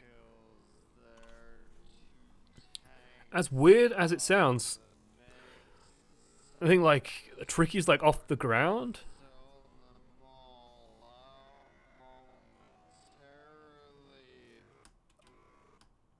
No, okay, Diva should have 100% been hit by that. Only God's behind the wall. Ico's on the wall. Tricky should have 100% been hit by that. That's weird that Tricky wasn't. Goes to the sky and avoids that Shatterlands. That's weird. Again, and it has been all white in the left side of the kill feed as Norway piles on. Remember, It wasn't like Neil was stunned or anything like that. Like, Steel didn't get stunned, so it didn't get cancelled. successful. Oni God, oh my God. The demon will take his Wow, that hammer. yes, himself, in fact. What a play from Oni. Kills the back line and just gets to run amok. And that's 2 points picked up in overtime now for Norway. If you're an avid Overwatch fan, you may wonder where you know Oni from. Here's the Oni Genji skin, of course. Okay. Still can't play Genji to save my life, but you know. Nobody look, but you look good failing. Exactly. Another Nano Winston. Nano Winston is useful in that it's very good at like getting ults. Like you generally get some ult value out of it.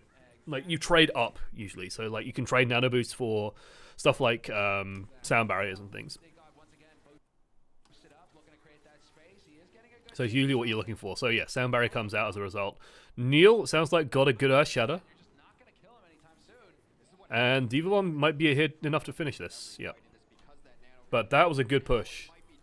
Jesus, that was a good push. As we get the replays here. Pull up. Like considering they have 1 minute, you'll take it. Because now Norway can just like play Zarya Hanzo or something, you know, Zarya Hanzo Anna. They could play the Mei. Honestly, yes. Mei is extremely good when the enemy has to cling to the payload. Also, if the enemy wants to play Reinhardt based comps, like Mei counters Reinhardt. Now the demon is The idea is you just split the Rein off. in the form of May. Icicles to the face. Oh, they've been sonicked. They know the Mei's there. Look how scared they are now. Oh, oop, oop, oop, oop, oop. Oh, nope, nope, nope. Oh, Miles made his way in. Gonna go do his own thing because he's that kind of Lucio. I like the adaptation of going around through the cinema instead of going through the main choke. They're just gonna run straight. Oh. What the hell? Looks like a bit of split decision making. Oh, I know what they were trying to do. Only God fucked up. They were trying, like, if Only God put this round the right way, he was trying to lift the team so that they could all go up here. I think that was the plan. The wall's the wrong way around, so they all run away really sheepishly. Off and Link, a big kill there from Tricky. Or they just spam them down with the Zarya and then they just kill them.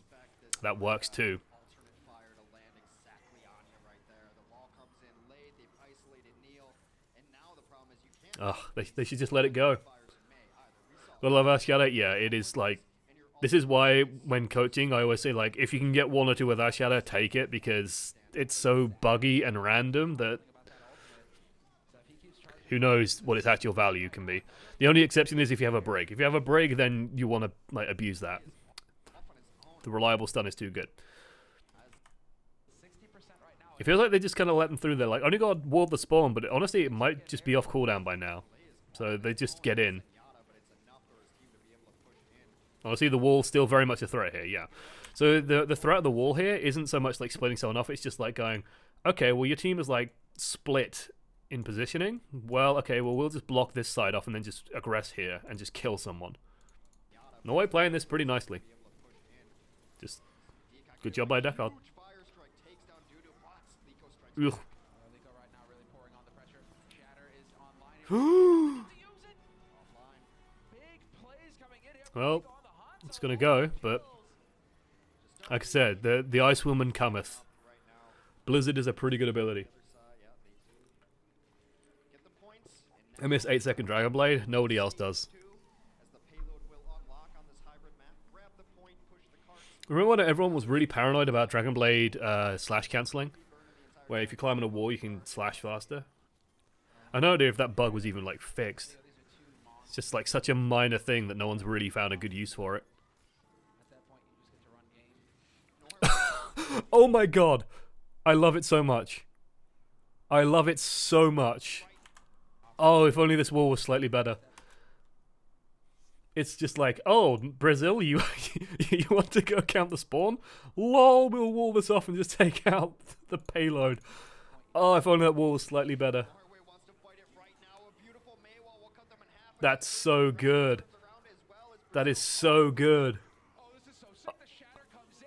Alamao keeping his team in it, but that overtime wing Out fucking played. goes down. If Brazil I think I was only like half watching this game, so I don't remember this at all, but this is just get the job done. 900 IQ shit. Oh my god. Gonna be able to get back in time. Yes, dude, just in time, but the main wall again. That is so good. I love it so much. Oh, that's the best. Okay. Big old break and then, yeah. Anubis. Feels like everyone went for the same map pool, by the way. Like, you start in a random... so this is random.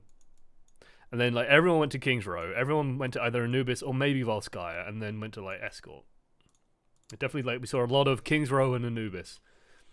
Will be the assault map for Brazil on defense. And it gave them very good success earlier, and also they were able to close out maps with like a Genji as well. Genji can close out that map later. So, are they going to do that? Yeah, they're going to do the high ground Symmetra stuff. Okay. Might just be to get the Orisa to the high ground. That's exactly right. We used to have to use Mei for it because teleporter was not a basic No ability. fun. Exactly. I agree. I want some Mei there, but this is Okay. variation. Orisa looks a little bit like a horse. So when they're on the low ground, we call it the Shetland pony. You've heard the Shetland reference a couple times today. It's... Super high ground. I don't like this comp at all. The high The high ground Orisa stuff. You give up so much ground for so little benefit. It doesn't work.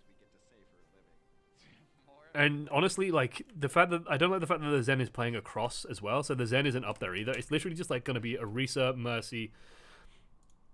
Like, they're going to put Orisa, Mercy, Junkrat up here, and yeah, and then like Zen's going to play from like over this side. And all that's going to happen is Norway's going to go in and just take over this side and just kill the Zen. horse. So when they're on the low ground, we call it the Shetland pony. You've heard the Shetland reference a couple times today. I don't see it. Horse-like hero, the high horse. Dick reminds me of Fraggy. I think they just have a mold in like Scandinavia of making tank players. It's just big, slightly chubby dudes with a massive beard. Again, just the sentences we get to say for a living. More of the hamster. Squeak, squeak, I especially with Sombra in meta, I don't see this comp ever being good. Finalized here. They're going to put the Orisa on the high ground because that Triple DPS dive. They're going to put their Widowmaker behind it. Now up front, they've got a So it's Solo Mercy. lot in, and Pico finds out Well, early. lel, Here comes the halt happens. as well. The halt with the I actually don't like the triple DPS in this, as odd as it sounds, are alive with the action right now. because you like diving this is tough. And we're on attack now. Again, you don't need 3 DPS to kill the Zen, basically. Has the mobility exactly to bounce back and forth thanks to grappling hook. Do a lot of Junkrat. Honestly, I'd rather just Genji Sombra. I think Genji Sombra will work fine here. But yeah, there's the jump up, chase down Olay. Olay's still alive. No, they're on Liko. Managed to get a kill on the way in. early on, and Aiko, who went in with his team on that dive, is going to be If they get the DMAC and die here, honestly, it's fine. Like, they should just... Yeah, Norway, just let this one go. a little bit closer on the spawns. I think Tricky, honestly, like, yeah, needed to not do this.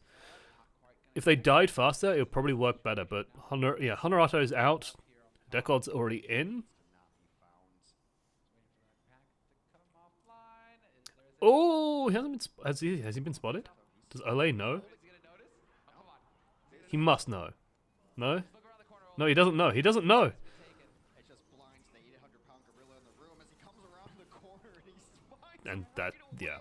He waits for his tracer to come. My goodness. I love it. Sick plays coming through here for Norway. And now the issue is that they just sort of move on to the point. and they don't give a fuck. Into the mix, looking for the squishies, and it will find IPN. So they're taking the point, they're taking the point, taking the point. Someone has to drop down. Someone has to deal with this. No one can deal with this. Might go ahead and res them there. They are able to take down the opposing Mercy with a nice primal. It, like, there's a couple of ways of beating this, but I honestly just think, like, take out the Zen, because the idea is, like, the Zen can spam from this side. So if you just try and move onto the point, right? If you just try and take the point, the Zen will spam you from behind, and the Junkrat can spam you from here. Widow can be wherever she wants. You can even, like, go over here at this point and spam you from this way. So you can't just take the point straight away. What you got to do is you got to go in, just take out this Zen, and once this Zen is gone, then you can just move on to the point. Okay, well, they send down D.Va. Well, you just hack the D.Va. And then it's like, oh, well, shit, D.Va's dead. Okay, well, then Orisa has to drop down. And there's no easy win condition. The wings, and we'll see if he can get them for this next fight. Might go ahead and res them there. They are able to take down the opposing Mercy with a nice primal. What made it less good now? Widowmaker is worse, Sombra is better. Dive is better overall. Widowmaker, like, that comp is good when, like, Widowmaker sightlines is, like, the big deal and the big controlling factor, but now Dive has sort of made a comeback. It's like, you can't just control all the space with just the Widow. She doesn't have that same pressure, for whatever reason. And the danger of this comp as well is the snowball is really fucking good. Honestly, that's not a bad trade. Because Genji's now free. Out of it now, the One. will come in as well. They use both of them. I think it's because they might have plans to switch off some of these heroes after this initial Two. push. Oh, that's unfortunate. That timing is just so unfortunate. That should have been a dead Mercy right there. And almost done. A while longer and only to get beheaded eventually. Oh god, it's so annoying. It's so annoying. Baby D.Va. Just fucking leave it. Leave it. Just- I've got to ask the question of, like, if Track wasn't down here faffing around with this shit and if it was on the point instead, it would be a big deal. I think it would actually change a lot. But with a couple kills on defense, So yeah. all you really need to start stabilizing, and they get just that. That's the noise, that's a horn, that's a whole dead team, and as predicted, Like, if he just, like, managed to land one of those right clicks and just one-shot her with it, it would change things, but hey. No. No. Kick their ass. 2 for 1. Neil's one of those Reinhardts that you just have to live with and you have to play around your style. Oh, sort of Zen goats. Yeah. So Zen goats is generally used to beat goats. What's interesting is this Genji has manifested. This is their win condition for this fight. Like, they have a trance in the back pocket, but really they are going to be super reliant on this. Are you going to support him when he goes hard, or are you That was such a nice boop. Holy shit, Alamo. he's going to go hard? Like, they're trying to get in. Alamo's just waiting on this pillar and just gets their entire team displaced. That is interesting. We will have the trance getting thrown in. That trance is going to get Just dragged out. Path is now open for Liko. Liko gets 1. Looking for more. It's on the brig, all over the brig. Gets 2. Should be good enough. wow. That did work out actually here for Brazil. Norway's just Alamo is... Oh, picks of progress. I'm in love. I swear I'm in love. This guy is just a god. He's a golden shining god, and it's... Now they only need 30 The amount of value he's getting on this Lucio is ridiculous. too much for Norway anyway. They just switched a bunch of So they go to Moira. That's going to help them against the Genji. as far as objective I didn't mind the Zen too much, but this should work too. Brazil setting up for, like, they're going to try and win like a Grav, and then they're going to try and win on a Nano Blade, Grav, Nano Blade, Grav, Nano Blade, Grav, Nano Blade, and try and cycle it. There is a window of opportunity at the moment. a lot of teams are using it in combat now because once you use it in combat, you're regenning, and also you start to rebuild your ultimate immediately while you're in the fray. Just, yeah, stunned out. Just, oh, God, the decisiveness, though. Like, Deco just fucks up, basically. Dude just instantly there to catch him. It's like both of them respond to the charge.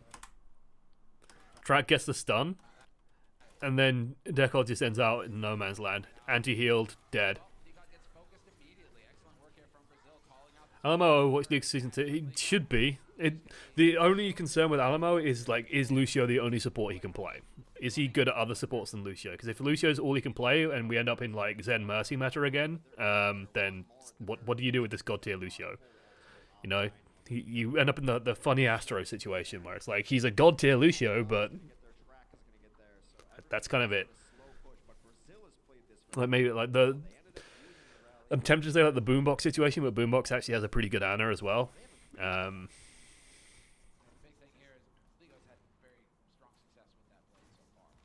Yeah, he would just be benched all season. But his Lucio is definitely really good. So yeah, this is what I mean by like the ult cycling. And then for the next fight, they'll have Nanoblade. And Norway don't have a good solution for Nanoblade. Like, they'll have to rely on stuff like Rally and Sound Barrier to keep them alive through it, but people will still die.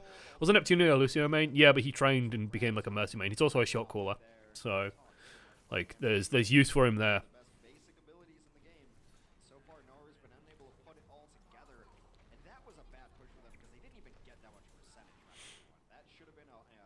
He was known for his Lucio. Welcome to Overwatch. Hey, guitar guy. Omi, how you been? Love. Sleepy, but I'm always sleepy. So, Track is super low, Brig is super low, Genji almost gets him. Just, this is still good. Like, this is time being bought. Olay, like, what the fuck is Olay doing? Please get this nano. They don't even need it here.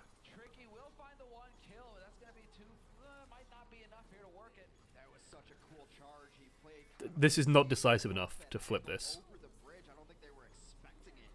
This might be... Nope. They're not going to be able to win, basically. Like, the thing with 2CP is, like, once the fight starts getting long, it's like, you really got to contest the value of it. And it's always a concern of mine when I hear stuff like, you know, when this happens, where it's like, you've lost your main tank, and one of your sort of, you know, a support goes down as well and drops the sound barrier as well, and it's like, is this really winnable at this point? Because the question isn't like, oh, well, you might still be able to technically win this fight, but by the time you've killed the rest of this team, all 5 of this team, well, Olay will be back, and then someone else will be back, and then someone else will be back, and someone else will be back. There's not enough oomph left on this team lineup to really convert unless you get that huge bomb combo. And with the nerfed Zarya, it's like not that simple. So once this combo whiffs, it's like, you're kind of done. Like Neil is still alive, and now, oh look, Olay's back. And Brazil just know they can just drag this fight out. And we've always seen it's like Zenyatta is not being played a huge amount at the moment. I'd honestly be curious to see Jonak in this current meta. He'd probably be Ana. He was mostly known for his Ana before he became like the Zenyatta god. So that wouldn't surprise me, actually. He'd be fine. Honestly, I think Jonak on Ana would probably be scarier than Jonak on Zen. So, this is a graph play. Right through the little crack as well. Anti-heal just gets eaten still. Ooh, backfire. How did they survive this? Like, the anti-heal gets eaten, and Track gets stunned, so they don't have the DPS to finish it. They might need to nano the Rhine hit.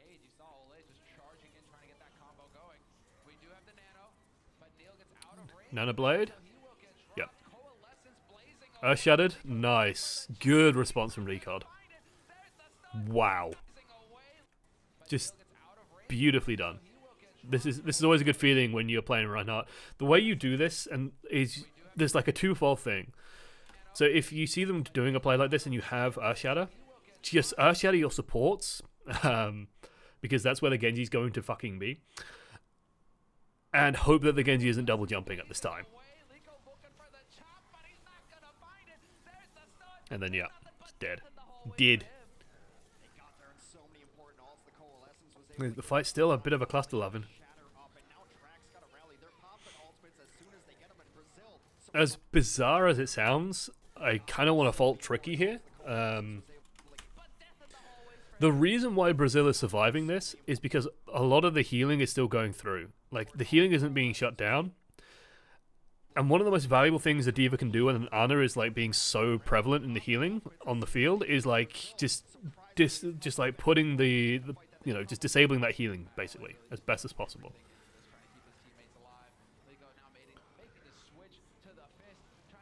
Onigod's starting to get, yeah, really charged here. And there we go. Oh, LMO. He's trying. Bless him.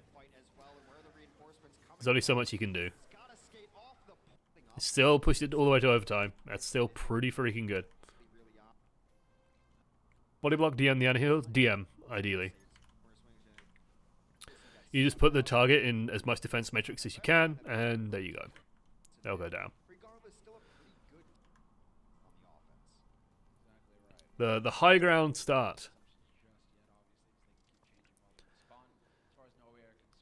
It's a gimmicky strat that can fall apart if the enemy runs a high-paced dive. The idea is you try and get like your Junkrat a little bit of... It's very, very powerful against goats, but the enemy team can see it, so why the enemy team would ever run goats into it, I don't know. It gives you... usually gives you a little bit more early charge. Sometimes gives you an early pick. So you can see Ana has to be careful. A lot of damage done. Only God's got 20% charge for free. Track got 10%. Not greatest, but hey, it works. And then they fall back to hit.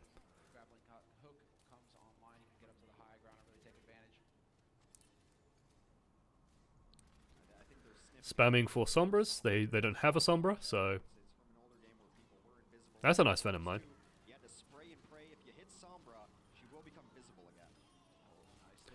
Okay. Diving these Orisa positions is a complicated thing that people have sort of been trying to figure out for a while.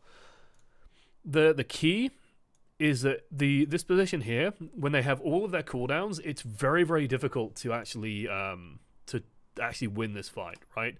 When they have Fortify, they have mines to blow you away, they have Heal Grenade. There's a lot that will just keep this team alive. And they almost actually get the Mercy as a result. Anti-heal actually lands as well, so I think they might have... Olay might have done like the high nade, so if you throw the grenade like from back here and you throw it high, it will actually land. Trying to spot it as it comes in. Looks like it might have just hit the front. So this isn't too bad actually. But you could see, like, you know, the Orisa surviving due to Fortify regardless, D.Va surviving due to Defense Matrix regardless. Now the healing's coming back online. So the way that you see teams normally do this is they will, like, jump into it, and the Winston will just poke a little bit and then bounce out. And, like, literally almost let the Junkrat bounce him out. And you try and force some cooldowns out of them, and then you re-engage. Alamo is rank 146 on Zen, so there's hope. I imagine he can play a few different heroes. It's just his Lucio is spectacular. That one worked better. When did this one work better and the last one didn't? Let's figure this out. Anti-heal lands on the Orisa. It feels like just Onigod's just not landing the same number of shots. Like, this time last push, there was... And the focus seems a lot better as well. Like, last time they focused the Mercy down. This time they just focused the anti-heal Orisa. You still have Fortify, but it's not going to matter. If all 6 people are shooting at him, the focus just looks better. Onigod didn't land quite as many shots. Works out.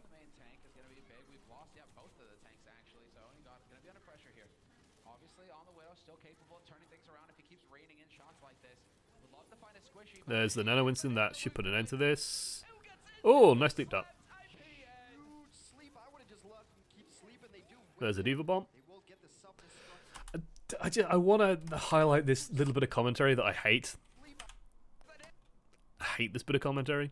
Nano boosted Winston, who gets instantly slapped. IPN. Huge sleep. I would have just let him keep sleeping. I would have let him keep sleeping. I think these players are good enough to know that they should probably just leave this guy sleeping, but something like a grenade from track lands in this mess and wakes him up. I don't think this was a conscious decision to go, you know what, let's wake this Winston up. It's just an incidental bit of AoE damage that wakes him up. It's like, come on.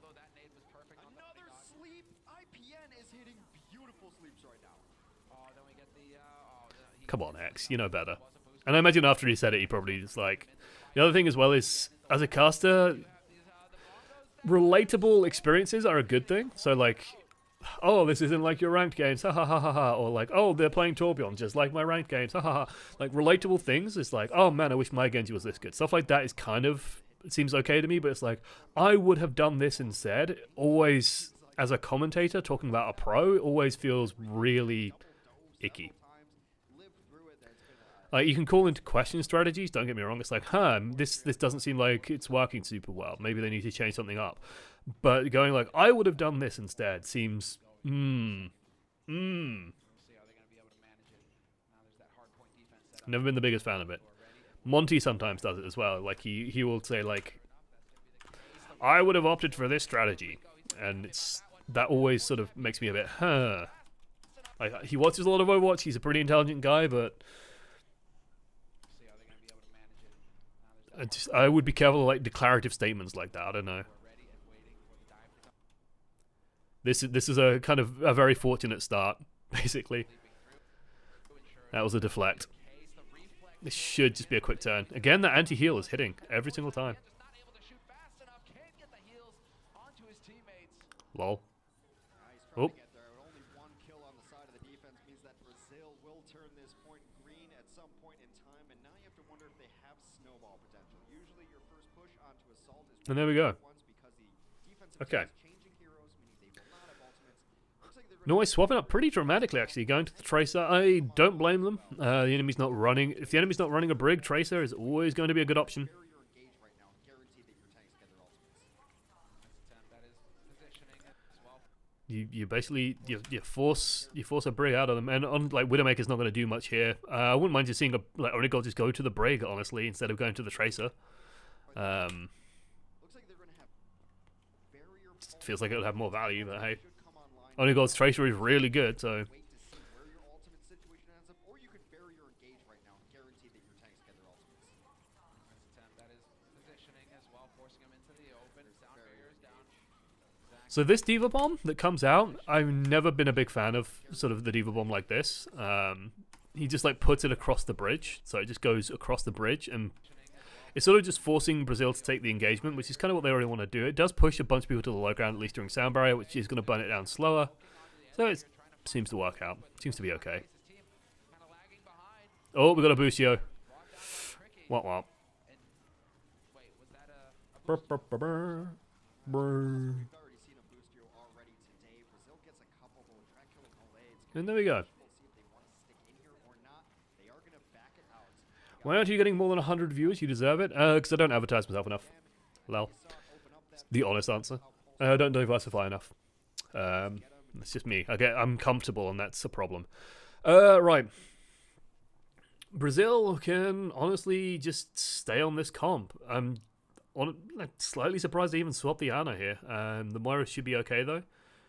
I guess it's the worry about the Ana just getting dove by Onigod. Track's gone to the Brig, which is going to be pretty good here, but, you know, Nanoblade could definitely win this. There's nothing that stops the Nanoblade, so... toss them away because every second you're holding onto a pulse bomb is a second you're not building another pulse bomb. Weirdly enough, I think if Olay either... Like, if Dudu went Brig and Olay stuck on Ana, they'd probably be fine. Just set up and win around the Nanoblade. Back right corner from the offensive perspective. That's generally where the supports hang out. That's where you want to focus your DPS ultimates. That's exactly where Neil's trying to make his play. Lico as well. However, Lico This is just a good response from Norway. by Decon, no chance for him. Back I am really fascinated by this defensive Tracer.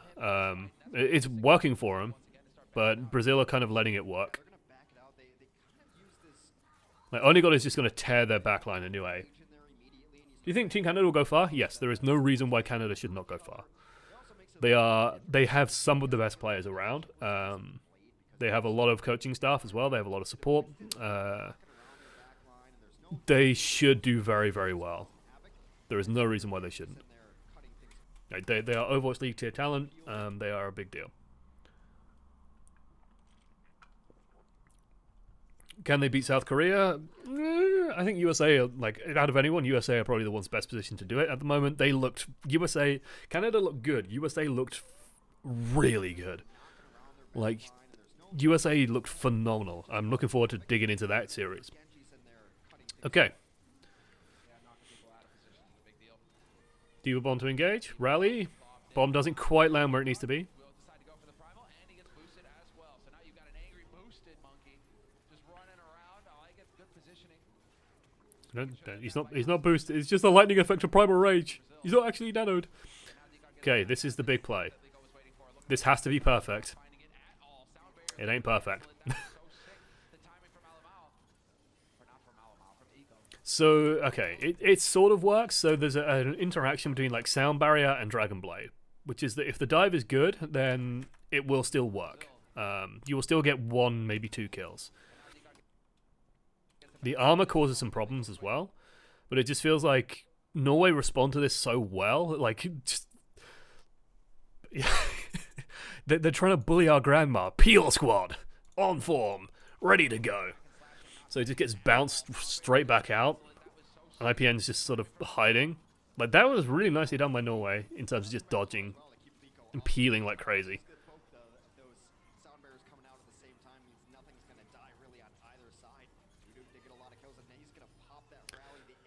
Imagine if that was a nano blade, though. Wouldn't that be cool? I'm gonna do that. I'm sorry. I need to do that. I don't. I mean, it fucking worked at the end of the day. Despite all that peel, despite all my rage, it's still not enough. Liko still survives. That's that Moira healing. Getting to work. The Brig gets 1. Only God's just not having enough impact here because doo-doo is a thing. Rally's on the point. Tracer's useless. Rally just... like, Tracer just gets dumpstered by Rally. Going from, like, 240 damage a clip to, like, 120 max is very icky. Actually, that's that headshot, so... Actually, it's 240. Actually, it's less. You know how armor... Ugh, go away. The Rally wrecked it. Like, Norway has no damage. Norway just has no damage against this team comp.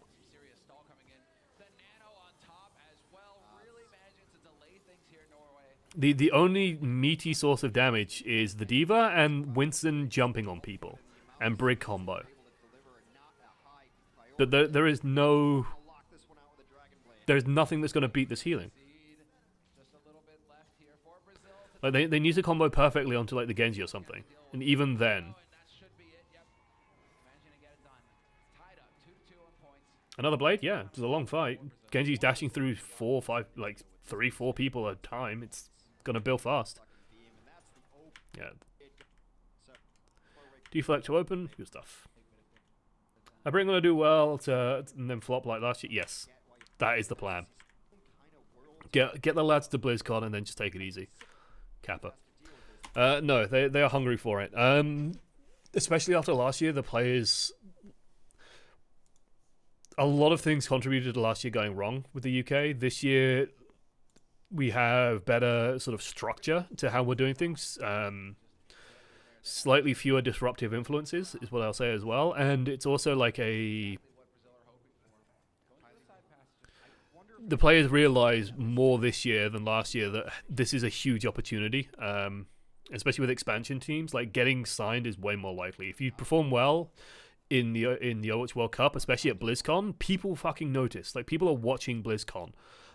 So yeah, like, careers were made last year at BlizzCon, and the UK just like flopped, which is a huge shame because like Chris, Cruz, both extremely good players. Boombox, extremely good player. This year we have like Kib, KSB. Honestly, a little bit sad that we're not in a Widowmaker meta. I hope by the time BlizzCon rolls around that we're in a Widow meta, because KSB's Widowmaker is crazily good. One of the best in EU contenders. This is nice from Brazil. This is like a more complex form of the normal dive. So they're getting the Genji and Tracer in position. It's like, oh well, you got this midpoint here, but Brazil aren't interested in finding that Orisa. They are just purely interested in like this Ana Widow up here. And so it's like they don't even care. They just go straight in here. That is so cool. They just ignore it. That's really good. I think it feels like Norway should have been more suspicious when it's like the Mercy stunning up here is, it's like anticipating, oh, they're going to try and dive down here and then Mercy can come in and pick people up. But sure, like, or she can maybe escape over here. It's just like, no, not with the Winston damage on this patch. just everyone just nails them. That was really nice.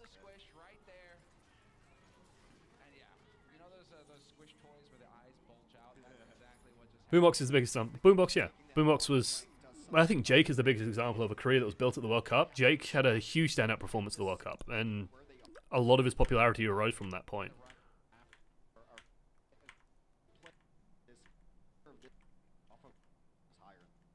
What happened with the UK last year? A huge number of factors.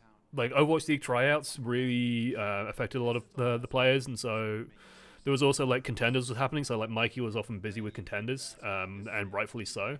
So we couldn't scrim until, like, about a month before, and then when that month rolled around, it was like Cruz was somewhat demotivated after, like, having a really rough period with the Overwatch trial period and stuff like that, and like, Reals basically stopped playing Overwatch as well. The meta swung as well in a way that we were a fantastic dive team, but then the meta swung hard away from dive, and so everyone's just like, oh, I don't really want to play in this style as well. It was like a pile of things all going wrong at once, and we ended up just going... And so the scrims we did have were, like, minimal, and then they didn't really productively do anything. The comps we practiced didn't really work, and so they just went, oh, let's go dive, and then what do you know, dive doesn't work when Mercy can res an entire team without repercussions, so it's like, okay, just stop working. And then it gets a little bit smaller, but this first point is one of the most wide open first points in all of Overwatch maps, if not the most wide open. You know, I'm not a surveyor. I don't know the exact numbers. I'm not out there with a little pole, whatever. Okay, Junkertown. Not a map we get to see too often. A lot of Widow play on this map because of the distance, and on offense you see a lot. So yeah, this is a sniper map. Norway giving it the sniper map it does respect it deserves. Mono support, just pure honor. No safety nets then. Anticipating perhaps a double sniper from the enemy team. Like, mono support generally is there for the double sniper on the enemy team, just because no amount of supports in the world will fix a headshot. The only issue is, like, normally it's a Mercy or something just for the res, but hey. Brazil running the good old Bastion comp. Mono support for them as well.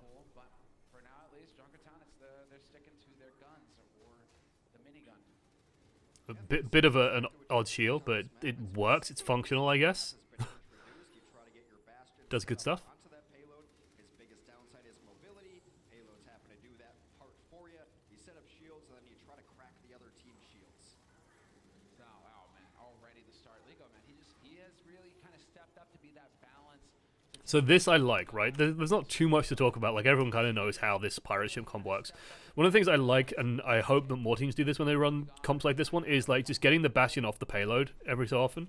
So, like, when you get into this space, you, instead of playing the Bastion, like, on the payload, you could just run him into the, like, more this way. If the enemy team's all clustered up over here, you can run him more down this way and then play him from, like, here, and then just you have, like, all the cover. Like, you can cover this entire space. Instead of being a little bit closer to them on the payload, or, like, the payload delivers the Bastion to the enemy team. But this is kind of a comp mismatch. They could get something done with a Dragon Strike. Like, that's the big thing. So yeah, they're running the Bastion forward. I like this. Trying to set the Bastion up a little bit early. Very good job.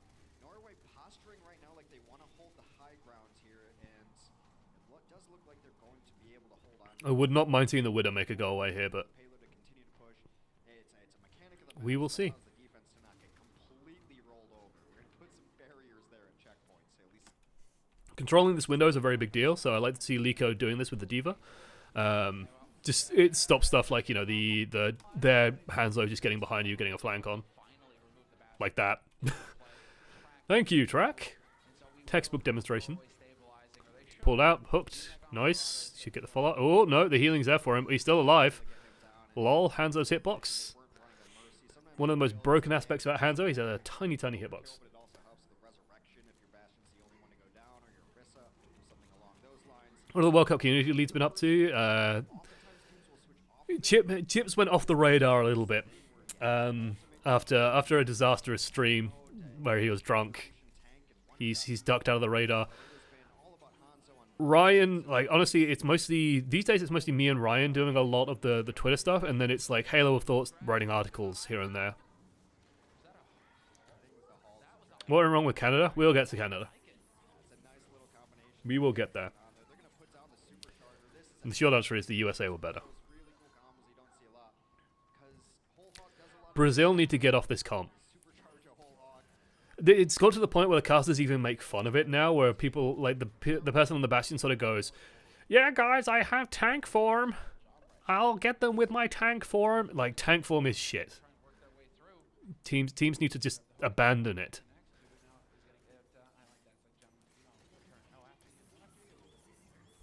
There it goes. Oh, look, a Diva Bomb's been slid in there. Everyone's just run away. Oh. Oh, dear. Saw that from a mile away. The Lol. supercharger went down. Useless tank. Yes, useless tank. We actually have a fucking... Here. There we go. Useless tank. Even if everyone gets out of there, Useless tank alert.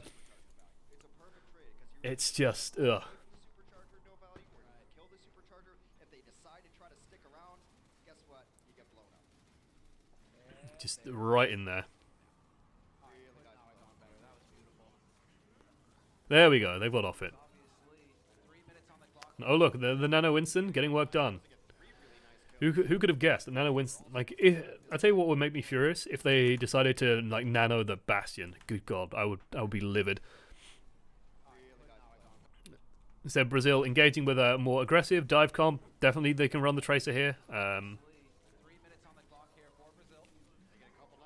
Good old Nano Winston just gets work done. Nothing can stop him except for a sleep dart, and as long as he don't get slapped, it's fine. You know, it was all fancy. Everyone's playing on the high ground. They've got ults, they've got shields. Track's gone Genji. Only got probably going to stay on the Widow. I thought they stuck on it a little too long. Again, I would probably prefer Track go to the break here. They are going full dive. It's really not. Yeah. Sometimes you get giant flashy plays. They can push out here with the Nano Winston of their own. So look for that. Wouldn't be surprised to see that. Brazil should just disengage. Olay could probably die here. There goes the Nano Winston, just chasing the enemy Winston. Might get onto the Ana. Nope. Yeah. Trying to stay alive, whereas, just crank it out with the minigun. You can melt everybody. Anyway, Neil, So, like, here's the issue. stay alive right The dive is busy. Norway's got this, like, very aggro dive comp. Sometimes you get giant flashy What is that dive doing at this moment? but that's your max. You're so vulnerable in that mode. Like, Neil takes a bunch. Slept, anti-heal, super low. And the Tracer follow-up. Only God, go. No, Only God's chasing Doodoo. Track, go. Oh, Track's still far behind. And Track's abandoned him. Oh, he's dead. He's gone around the corner. Track's died to Liko. The Winston can't be left on his own. Can't be allowed to do that. France still a rogue of old? No. They have Poco. France is going to be a bloody good team, though. France, they are a team to watch. They are going to be scary. They also have wins, which is an interesting choice of person. Especially after meeting a number of the French community members, like AlphaCast and D-Gun, and talking to them about this like god-tier, amazing Mercy player that they apparently have in France, whose name escapes me at the moment. Anna can do a lot of healing if she can see you, but the Orb of Harmony, which will heal you, will follow you around. There's apparently this like S-rank support and wins, who apparently is in Master, last I heard. I'm sure he's training very hard at the moment, but it was an interesting decision. Follow you around a corner for a bit. It'll help your Tracer, Winston, or Diva. I think it's a really good comp. So this dive looks like it's working better. Like this, honestly, like to me, Junkertown always just gets started by third point. Third point is when Junkertown really begins. It feels like Junkertown is kind of a wash until third.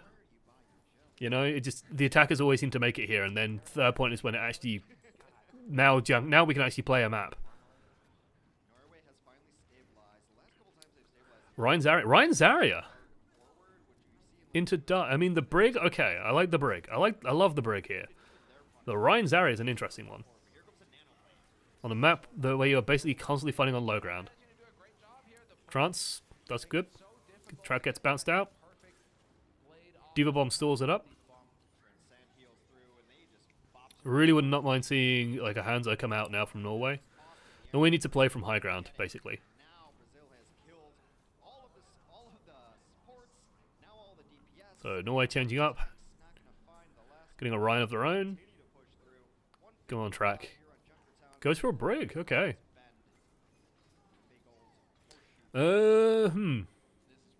This is interesting. Okay, so it's mirrored. Because defense can set up around this corner that you see, like just about the center of the screen will be the corner defense wants to set up. That's why they're fighting so. So Brazil just need to wait this out. Just wait.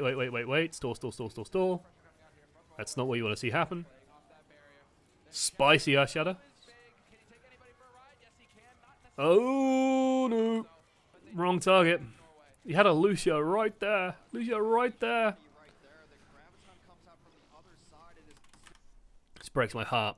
Breaks my freaking heart. He's right here. He's right here. Hit him, fire strike him, charge him. Come on. Ugh. Killing Lucio's in fights like this is a really big deal. Lucio's AoE healing since his buffs, it's pretty freaking good. Amp it up is a powerful ability.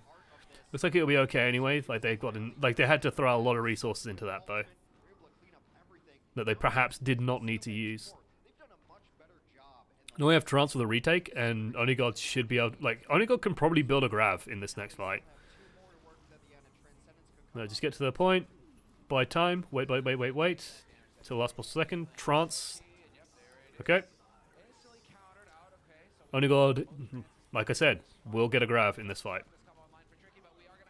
There it is. Bigger bang. There we go. Even managed to get the stun, I think, on Neil. Or just kill Neil right before it landed. Good job. Good. Like that was just good understanding of win condition. Like good cooling by Norway. And oh dearie me, there's no reset on this map.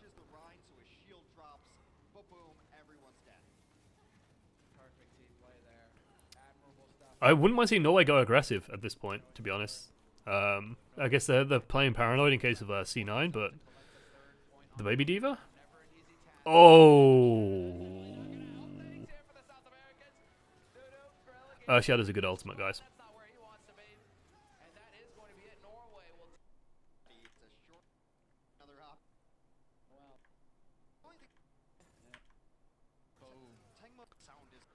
Okay. So it's not the end of the world. Like they stopped it before third, so Welcome to only one Overwatch, attack. mon chéri. Hey, Ray of Light. Sweet. Sweet indeed. Very sweet. 14 months. Is this quad tank? This is quad tank. This is a sneaky quad tank. This is anticipating Bastion or Goats, I'm guessing. I don't like this. Welcome So- to Overwatch, mon chéri. Hey, Hazard. 24 months. That is 2 years. Thank you so much, man. That's a huge landmark. Very appreciated. Right.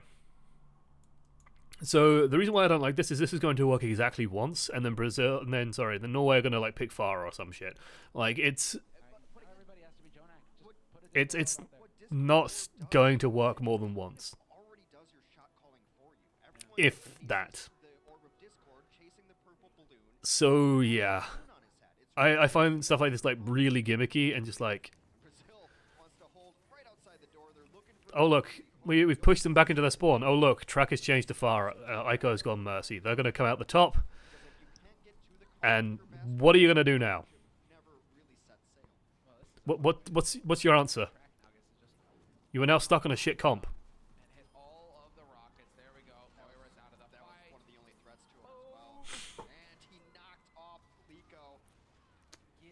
I don't have to be the fucking Oracle to see this shit coming, do I? It's not complicated. They're literally in spawn. They can change things.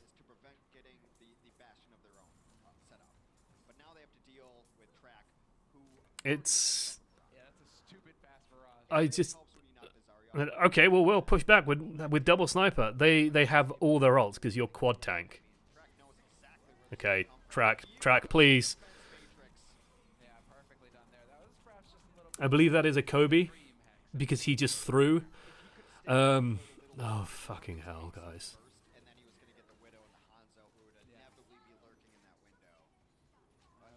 He's gonna swap off the fire. It's just you can do better with that barrage. Come on. Welcome to Overwatch, mon Hey, son. thank you. I'm guessing that's Crow and not Krov, but I'm gonna say Krov anyway. Thank you, Krov OW. Like, I get that he's like going, okay, well, I'll blow away the first thing that comes through this doorway, but it's just like, you can just let them come, like, you can let the tanks physically come out of this space and then just still hold from up here. That was perhaps just a little bit, he had a dream, Hex. Unfortunately, it turned He had a dream, Hex.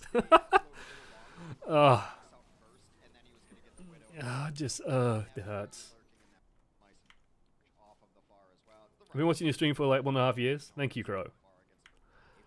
Like, just watching alone is a huge amount of support. Thank you for the sub. Alright, we're back to a more normal comp, but again, guess who has ult advantage because of your quad tank bullshit? Oh look, it's Norway.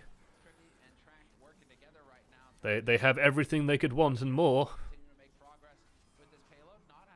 And now they have a good team comp for pushing second. Oof, almost got the mercy there.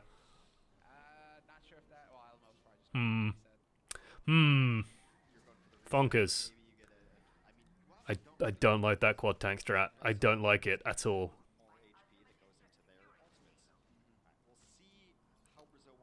Oh, X-ray. Okay, yeah. Don't underestimate Brazil.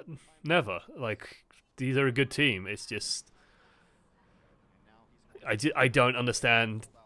Yeah, we'll hold them in spawn. You win one team fight and they swap. It's like, if that.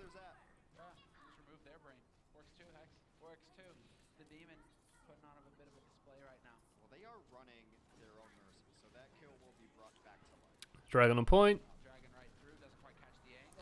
Tricky's in trouble, but Ana is a pretty good healer, guys. And Track is like they're doing. So what Brazil are failing to do here, is they're failing in controlling this space over here. Like if a Hanzo can come through here, this is very, very, very, very dangerous. So it's like it's Aiko's job to try and control, Liko's job, sorry, to try and control this. And if they don't succeed in controlling that, it's gonna go wrong for them because then the Hanzo sort of has open season. Got a nano hog. Whoa, God, the fact that hit. That looked like it should have cancelled, but hey. Oh, he's not even shooting. There we go. He's got whole hog. Can Brazil go for a retake? They're gonna try with a tracer. I think whole hog just blows him away here, and they just cap anyway. And honestly, I think Tricky's fine just whole hogging this as well. Like, the transition from second to third, you are fine blowing ults at this point. Because you're generally going to change up your comp massively. This is actually going better than expected. You can't hide under that payload, so hey. So, Spawn Dragon?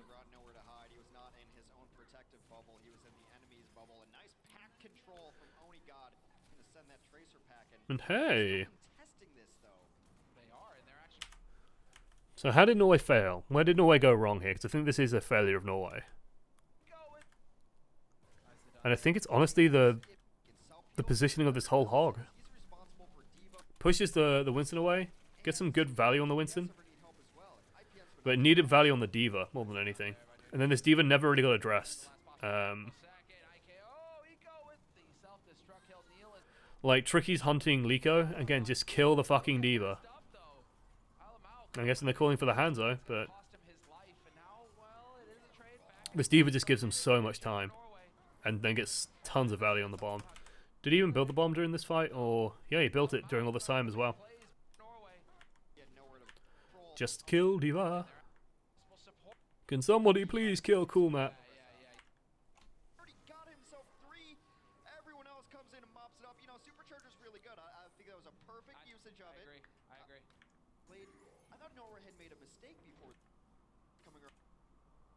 Wait, what? Oh, hi, Trax. Yeah, okay. Dragonblade's a pretty good ult.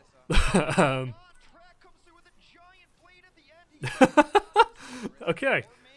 Just all this close holding, and it was like, oh god, it's all on a knife edge. Ah, what do we do? What do we do? What do we do? Oh, IPN is dying. Oh no. Oh, it's all gone horribly wrong. This is gonna get nasty for him. There's no possible support. Decod is still so. What is this supercharger? It's a sign that Decod is going to switch up the rest. Yeah. He's gonna change up the Arista. And then just track out of fucking nowhere. Oh my god. At the end, he's already got himself 3. Everyone else comes in and mops it up. You know, That's insane. I think that was a perfect usage of it. I agree. now the casters are very praising of Decod's supercharger. Yeah. Again, this smacks of like individual calling. Of like, yeah, we're gonna go for this. Like, Track just got 20% charge in a single dash, It's a sign that Decod is going to and then just gets it. Yeah, he's gonna change up the Arista. or maybe not.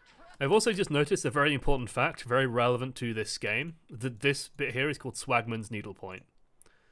The fact that, like, amazing. Amazing. We're learning all sorts of things. Never give up, never surrender. Brazil might have got a bit lazy there, but yeah, that was just like, Trag just probably called. Okay, yeah, we're going to go for this. I have Blade. Let's do it. It may have initially started as throwaway I hope that's how that worked. with an enormous blade. His track, what a beast. Ligo though, right now Brazil striking. I'm honestly curious why we don't see more Doomfist on this point. Maybe the high ground's a little bit too high up. I don't know. Alamo is just, oh my god, the value of this guy. Just look how he controls this. Trag just gets bodied. He's a 50% hit point Lucio, and he's just bodying a Genji. It is just so good. So good. But that being said, they've got some ults to play around with here in this next push. So we could get that nanoed hold hog, like you mentioned. We have the self-destruct as well here. I mean, the nano What can man do against such reckless hate? initial damage, and what you want is your flankers go in the backline to chase it. 'Cause it's also gonna This Roadhog is really bizarre to me. It pays off because, hey, Neil's in a corner, and so like Tricky gets the perfect whole hog, but push them away. I'm surprised that he kept on the Roadhog as long as he has. Getting overwhelmed with nowhere to go. Voodoo with the pulse bomb, not gonna find anything. Good recall there to Ooh! Again, IPN with the sleep. Beautiful. Beautiful. Tracer, Ligo trying to go power. He knows that there's no That's forcing this, and Only God is gonna shut him down just the same. it's all going wrong. It's just been crazy how good IPN has been on this. A solo support Ana doesn't happen very often, and yes, you're not dealing with 3 tanks you have to heal. Not But Ana does. just, that's ridiculous. Like that sleep dart did turn a lot there because Dudu's like a huge contributor to damage in this fight, right? So getting the sleep dart on him, and getting the kill on him, it forces their hand. It forces Brazil to do things. Like Brazil have to now react to this. Alamo goes down as well to track. Liko just has to sort of naked Dragon Blade into this, and Norway are tanky enough to endure it.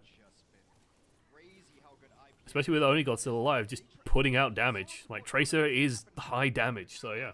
You're not dealing with 3 tanks you have to heal, but the amount of just pure skill he's shown on this Ana has been impressive.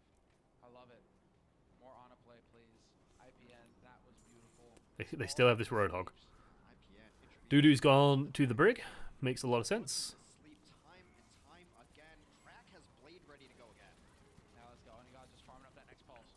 Poking at the edges. Gonna get that payload. Yep. Looking forward. Brazil just destroy. He's gonna get clipped. That headshot coming in from Olay. Is anyone surprised? Yeah, this just everything just goes Brazil's way. Track has Blade ready to go again. Now let's go. And you guys just farming up that next pulse. Onigod's trying his hard out, but Primal Rage is really good at the moment, and yeah, the Roadhog just gets beaten to death. Shot coming in from Olay. And Brazil striking right back. Not messing No, oh dear. either. Below Boop. 90 seconds as well. Norway's down to their last push or second to last push. Really depends on how long they want to take to set up. And there's no easy reset on this map. This is all time just being taken away. Spawn that's going to slow them down.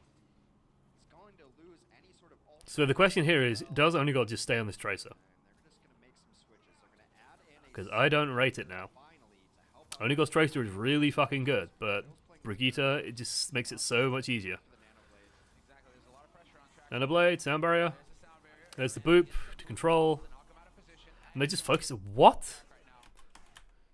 It's very close. I don't dislike. You wait for the nanoblade. Exactly. There's a lot of Just booped and just focused down, like completely annihilated. Job there from Brazil. It's a bit too straightforward on the nose there from Norway. There we go. Much better job of tracking ultimates to know what to expect, to know what they Who's the worst team that will qualify for Overwatch World Cup at BlizzCon?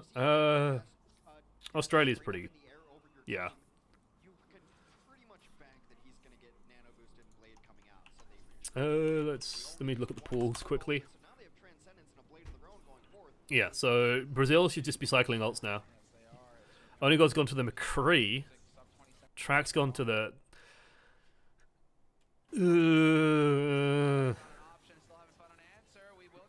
This really feels like a limit. Like, this feels like Norway's limitation of, like, Only God just plays DPS heroes.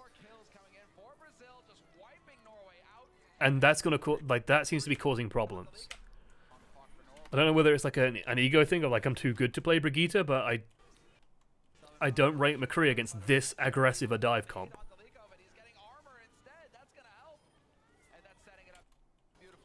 And it's just a trance blade, it's final fight, they just throw everything at him.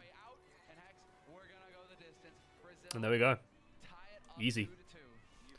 Easy peasy lemon squeezy. So yeah, qualifying South Korea and Finland at the moment, USA, Canada. So yeah, Australia, China has a chance there to qualify. Like, Sweden should definitely come in first. Australia have a good shot of coming in second. Like, Australia, China, like, whoever comes second in Thailand, I think, probably going to be the weakest team. Then UK, France in France. Denmark. Eh.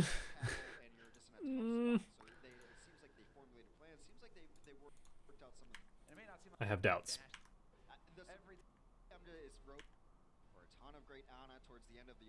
That Nanoblade had no target. That Nanoblade got ruined by just, like, it got booped back. There was a Brigitte, there was a Winston just coming in as well. Diva booped him as well. Like, teams, especially a team with enough practice as Brazil, the players are going to be very good at just, like, bouncing people back. Like, especially with a Lucio, if you manage to boop after the first dash, after, like, the dash after he's pulled blade, you will actually survive quite a lot. It's just like an interaction between the Lucio and the Genji, where if you dash in and the Lucio boops you, it's very, very hard to then get kills without your team supporting in some way, because you're just forced to, like, run at the enemy, and the enemy will speed boost away. And with a support as good as Alamau, it's like, it's no surprise. Why are European teams so bad? They're not bad. It's just the talent is diluted. So if you think about, like, the USA and Canada as, like, two huge blocks with two huge talent pools, and then you have, like, Europe, which is, like, tons of small blocks from all over the place. So the amount of Overwatch League talent, a lot of Overwatch League talent was just American anyway, because scouted American players a lot more than European players, much to the begrudgment of the EU players. And the other thing was that, yeah, the EU is, like, the talent is spread a lot thinner across a larger number of teams. If you just form, like, you know, like a Western Europe team and an Eastern Europe team, they'll be really strong, I think. As a Finn, I take offense to this. Europeans about it. Finland is the exception. Finland are just really good at video games. Don't sleep on Finland. Finland are going to be scary.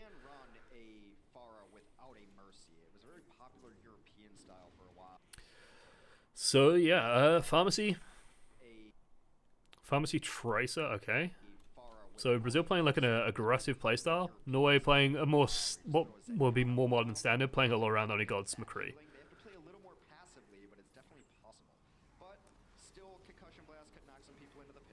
And so they're going to play in Cage, Lico, yeah. Like, Only God's going to get a lot of resources in this one, and deservedly so. Like, he can carry this game.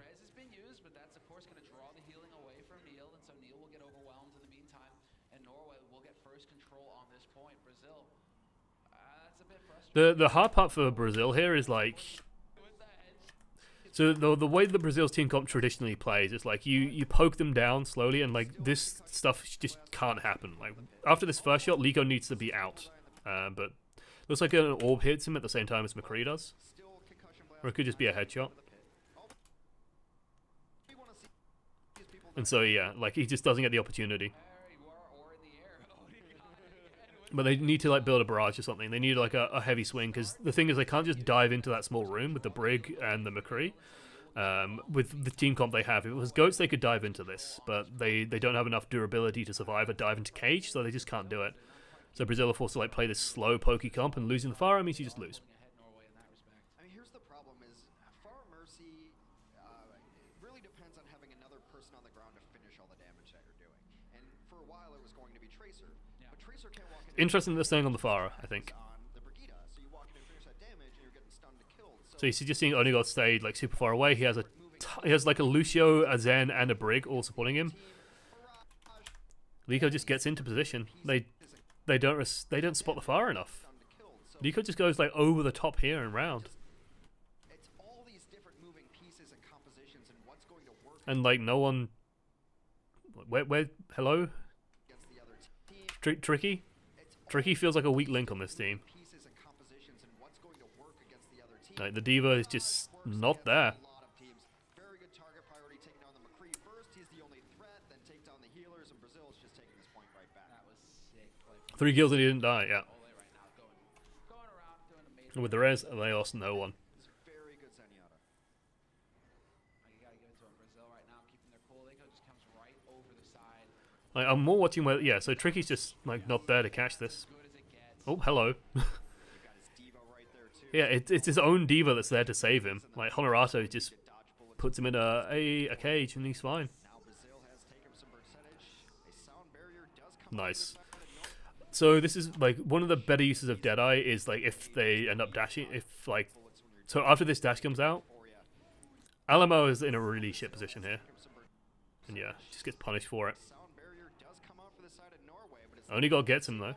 Sorry, Lico gets him, Still, that's a pretty high value target. and Sombra is gone now. Gone.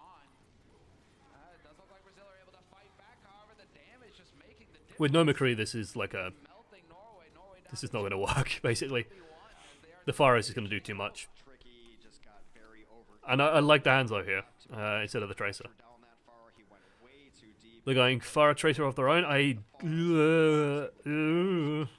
I mean, with the Hanzo, like, there's not a great option for this Pharah, but the playing into a Pharah, aggressing with Pharah is actually somewhat difficult. And they like Norway has the same problem where they don't have a good answer for this Pharah. Let's go.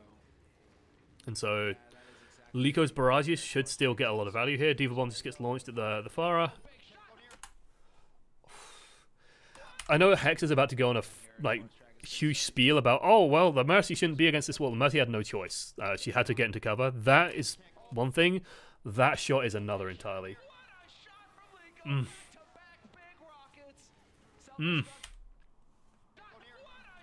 Just. The Diva Bomb is good though, up and over. Decal gets value. Like Primal Rage with its change, shall we say, with its current bugginess, is really high value as an ult, and sort of demonstrates it there. So one of the vulnerabilities of Hanzo is that against a very, very agile team, Hanzo can't dodge very well. So Decal just gets onto him and kills him. It's pretty good. It's about good of Primal Rage. It's like the landing is doing 50 damage no matter what. Like every single landing is doing 450. There's no drop off on it. So it's like 50 damage every 2 seconds.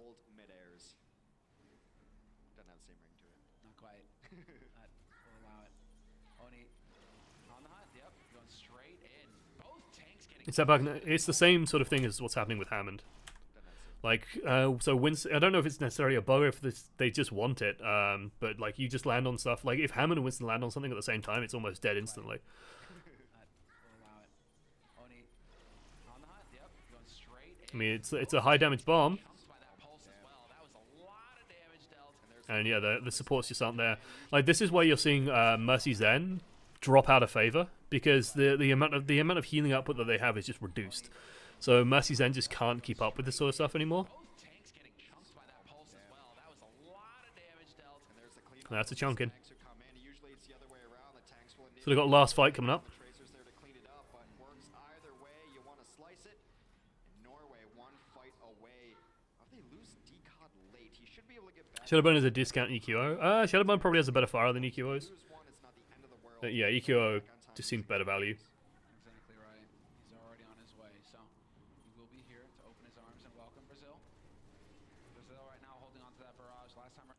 Okay, huh. Nico to open his arms and welcome Brazil.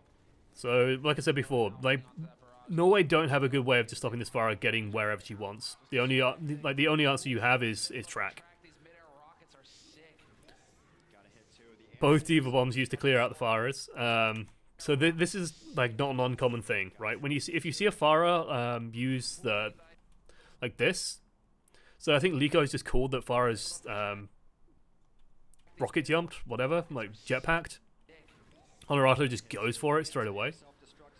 Fortunately, it's Tricky's bomb that actually gets the value. And it looks like track was just too high. Because this is what denies stuff like this rocket barrage. He still gets it though. Still gets value. And Olay actually gets the Mercy like 3 miles in the sky, which is pretty impressive in my mind. Holy shit. Lots of people saying Mercy feels like enough support now. It's more that Mercy used to be able to heal through a lot of dedicated focus. Mercy can't do that quite as much anymore. So she's just like her healing output is it's diminished enough now where people can DPS through it, so people are using her less. She's still pretty good single target healing regardless.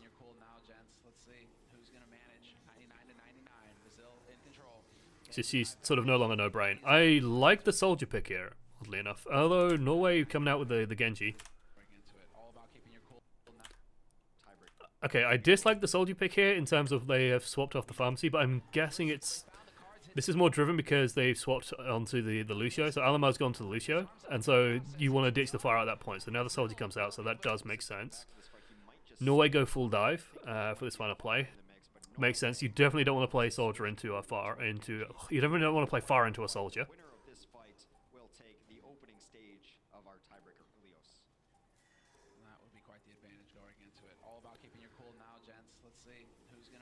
There's trance on both sides. These trance to engage. Like, this is good for Olay. Olay is surviving. If Olay died here, this would be huge. There we go.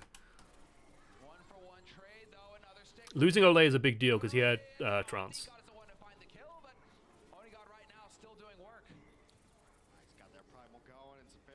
Neil won't be able to survive too much longer. Alamo's still alive somewhere. That's something to actually be concerned of. Aiko has just lit up the kill feed somehow on the Mercy. I love it. The danger now is that Olay's come back, or is on his way back. They didn't flip the point. Alamo has just kept this alive like a god. Norway just failed to kill fast enough.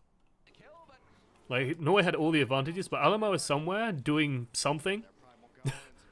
He might actually just be spawn camping IPN, I don't know. He's probably on the point somewhere, being annoying. I wish I knew. He eventually goes down to the Mercy of all things, but... And then Tricky gets off the point. Mercy Moira is still strong. Mercy Moira is still strong. Anna Mercy is okay. It's just you kind of want either the Zen ult or the Lucio. Like, we're coming back to that meta of you want Zen ult or Lucio ult. So yeah. Okay. Norway running the goats. Brazil running the fire comp. So Norway just gonna wait.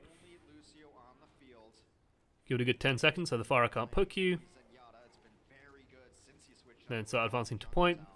Liko only has 15% ult charge, so it's honestly okay for Norway. Speed boost, get onto point. Enemy has to contest on point. Nice use of the comp blast. Very good capitalizing on that. This is a sign of a team that has played a lot against goats and knows what they're doing. Like, everyone is in position. Even like this Winston position here for Neil is pretty nice because the jump in is going to be good. They try and cross long. If they try and cross this way, I imagine Liko just boops here. Instead, he just like boops here. Scatters the team. Team pick out a target. Done. Very nice.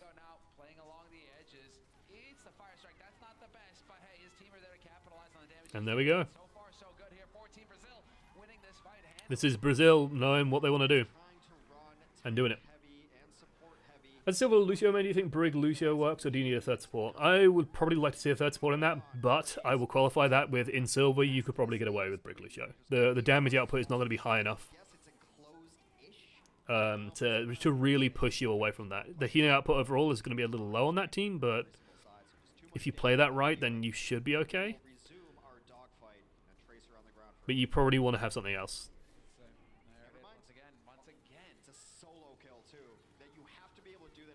Ole, ole, ole, ole, ole, ole, ole. This is just like Brazil's firing on all cylinders here. They are playing this team comp perfectly. Norway switching things up a little bit. Again, wouldn't mind seeing Only God instead of on the Tracer or on the Widow. It works on this map. Will shut down this fire pretty nicely. Like he did it once.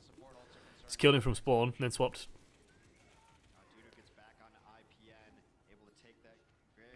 But it feels like Lico's just been doing better on this fire than Track has overall.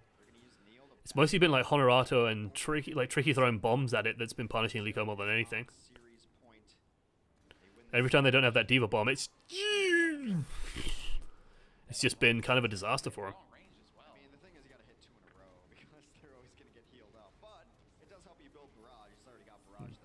Winston actually can die here.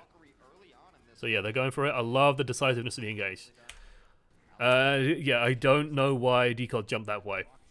I don't. He doesn't have ult, and his choice, like, he can either jump back to his team, okay, fair enough, but he jumps deeper, and it's like, well, they're just going to follow you. Easy decisive calling.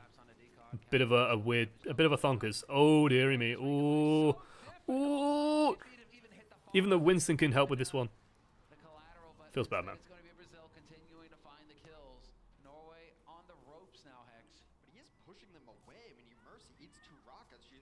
Maybe put it this way. Also, if you want to play Lucio Brig, play Lucio Brig Moira.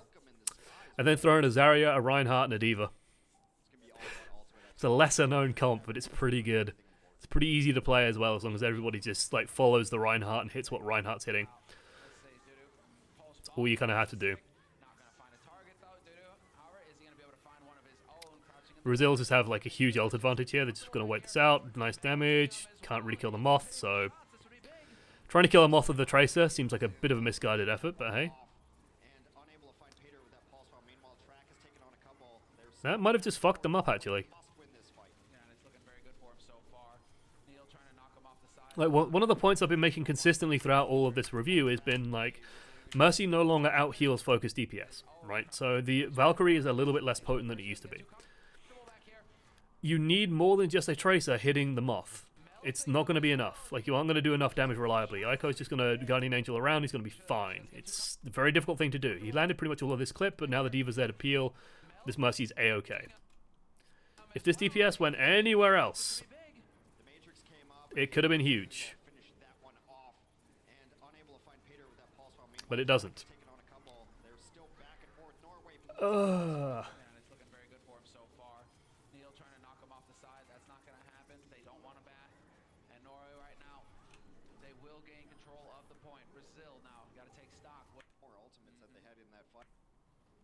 It seems to be like a really consistent lesson of like, please do not try and burn down Moth unless you have like a lot of support to kill the Moth, and then sure you can get it, but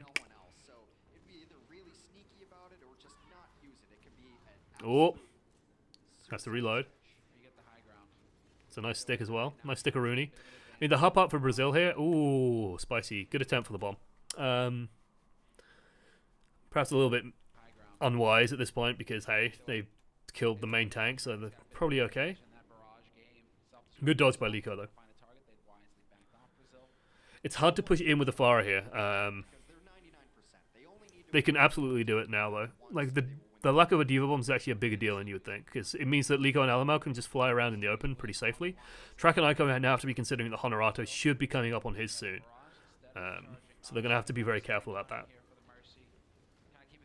If they're just out in the open, there's a good chance that they just get bombed. On the bright side, like, Lico cannot barrage. Especially as long as Track is doing what he's doing now, which is just keeping above him, he cannot barrage. But Find the Ground's going badly. Alamo goes down to a barrage. Trace 2 for it. That ain't gonna work. Remember what I was saying about Tracer being overpowered?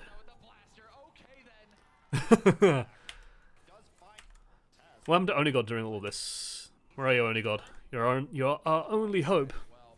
But again, He's killing the back line, gets Ole. Rockets needs to confirm the kill though, and he's not quite managing it. We've lost Ole from Brazil as well. Honorado gets demacked, gets killed before the remack.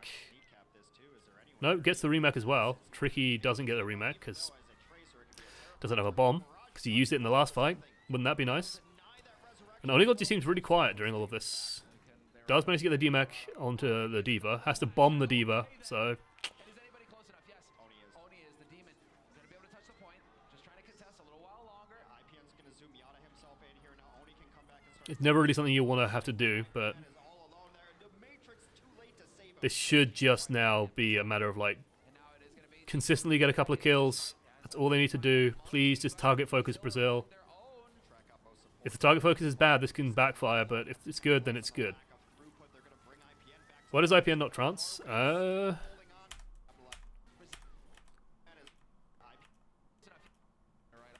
guessing you mean earlier. Confirm the kill though, and he's not quite managing it. We've lost Ole from Brazil as well. I don't know. But needs to confirm the kill. Expecting res, maybe? Managing it. We've lost Ole from Brazil. Yeah, he's expecting a res. Dudu and Honorado right now making the difference. Trying to sneak cap this too. Is there anyone here to even contest? It's not gonna be Baby Diva, even though as a tracer it could be a I'm guessing that's what they were hoping for. find something. They will deny that resurrection as well. Brazil so close to taking this back. Close enough yet. They don't get it, though. The Matrix Because Tricky doesn't have mech, so there's no way that they can... If Tricky had mech, then they can just defense matrix and it should be fine, but... I'm guessing that is the reason why. That's not gonna be enough, and Brazil will win the series. The reverse sweep, Hex. The reverse sweep, 3-2. looks good. They wanted Something of a mistake, though, from IPN. I kind of agree. Like, you don't risk it at that point, I think. last year it was the But Brazil with the reverse sweep. And, like, it's commendable to Brazil. It's like, it's the experience of the team. start off down 0-2. You bring it back, you go to a decisive Hey, you know, honestly, Brazil played really well throughout the tournament. Right. And so it's them, like, coming in. I think they finished third, if I remember right. 10-11. Switzerland actually came in last, really? 0-5? It's a little bit surprising. Like, Switzerland had glimmers of hope. I kind of liked Switzerland. Mostly I like Lux. Lux was sort of one of my quietly favourite players in the stage. Okay, I'm going to take a quick break. If there's any questions, like, ask them now, please. So let's do some questions, but then what I will do is take a quick break, refill my drinks, because I've been talking for like solid 3 hours now. And then we'll do the US-Canada series. Should be good. I was rooting for Norway to make it to BlizzCon. There was just no... Like, Canada and US had a very easy group. The only team realistically to upset would be Brazil. And even then, they're kind of out-calibered. Do you think any of the Brazilian players have picked up? Alamau. I really, really hope. Like, there's 6 expansion teams. Alamau should be on one of them. The only issue is, like, there's a lot of teams, especially, like, 4 in China now, with 4 Chinese teams, I think it is total. It's going to be, like... They're probably just going to grab Koreans, I guess. But I really do hope that Alamau gets picked up. What wouldn't surprise me if Alamau ends up in an American contenders team. That seems more realistic, because the way that the Overwatch League is currently sort of structured, you've got the Overwatch League on top, and then literally below it is like contenders US, and then everything else is like filtering into contenders US. Okay, so you have like EU, South America, and you have yes, not so much China, just like Australia, I guess, and then also you have core as well. Korea, of course, going straight in, but generally this is sort of the structure you're seeing. Where EU, South America, Australian players get picked up for contenders US, and then they eventually get scouted, and then they'll go into Overwatch League. Koreans naturally just go straight into Overwatch League as well.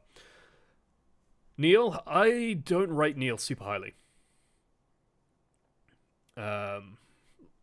He plays an extremely aggressive style that frequently, like especially in the earlier series, like in the series against Canada, I think it was just like too aggressive. It was ruining the team basically consistently. So yeah, in the series against Canada, I think Brazil would have done better if Neil just like calmed down a little bit. And I think they would have got results. Like I think Neil could outplay XQC if he just stopped like monging it and just like jumping at them and charging and stuff like that. He frequently did that. EU I would honestly say probably is better than NA in contenders, but there's more scouts in contenders than NA, so it's easier to get American players. Neil's not used to being Brig punished in South America. Maybe. Like, I know in the smaller regions, like Brig sees less play. Contenders China definitely really ignored it, but like they really ignored Brig. Gushu is going to get a freaking rude awakening. I'm looking forward to seeing China play because I'm like familiar with the Chinese team, so it's going to be fun. Right. Otherwise, worst team to make it to BlizzCon will probably either be Australia or China. I'd say, yeah, out of everyone, that's probably going to be the worst one. Like, Sweden should be pretty solid and should make it without problem. UK will be okay. France will be okay. Like, just rating it purely on paper, I think UK is honestly, like, on paper is one of the weaker teams, but I think we do have like a talented roster that can do very well. It's just we're going up against like teams with a lot of Overwatch League experience. Sweden are interesting. It's gonna sound harsh, but I think there is a huge volume of pressure on Reinforce. Like, Reinforce really needs to get good for Sweden to have a good chance. Sweden does have a lot of solid players, but it's going to come down a lot to that main tank play. And I think that Reinforce is not quite at the same level as a lot of the other main tanks that will be making it to the Overwatch League. So that's sort of something to be scared of.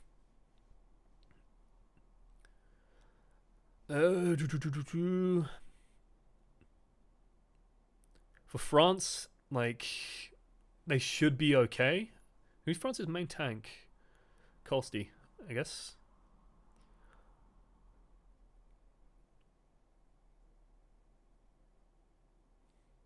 Maybe. Yeah, France is going to be an interesting one. It really depends on, like, can Win step up, and also, like, can Nico step up as well. Like, AKM's also had a pretty rough time of it. Current meta, we'll see how he goes. Poco should be great. Wouldn't surprise me, soon should be great as well. But yeah, it's going to be interesting. All right. Best Brazilian player, Alamau, without question. Is Genji a meta? Yes. Doomfist has kind of replaced him a bit, though. What's the difference between an analyst and a coach? An analyst is generally like more about feeding data and information. Coach is more about coming up with strategies. So analysts are more going to look at win rates and what's been working, what isn't working, the win rates on specific maps, and feeds that information to the coach, and then the coach can make decisions. So an analyst will tell you, like, we've been losing a lot on this map, or our tracer is doing less damage than the enemy tracer and stuff like that. The hard part with being an analyst outside of Overwatch League is that there is no data available. So it's really hard. Well, Koreans that aren't in Overwatch League yet, are you most excited to see in it? Runaway! All of Runaway! Yeah, Runaway. 100%. I want to see those guys. Korea is not a region that I'm super familiar with, though. I just know kind of broad strokes. What spot in the meta again with Genji? It's very much about Dragonblade. Like, with Ana coming back in, you're going to see Nanoblade comps being run more, so it's more playing Nanoblade and going from there. But yeah, okay, I'm going to take a breather. I'm going to take a quick break. I'm going to leave it on like the intro screen. And then, yeah, I will come back. Haskell? Yeah, he's fucking phenomenal. There's a lot of good Koreans. Let's not beat around the bush. There's a lot of Koreans that should be in Overwatch League, and perhaps a lot of Westerners that kind of should be probably replaced with them. What is the value that Hammond gives? Disruption, chaos. He's very difficult to kill. Very much hard countered by Sombra, though. So, kind of tough. Right, BRB, about 5 minutes. I'm going to refill my drinks, and we'll come back and we'll look at US versus Canada. So don't go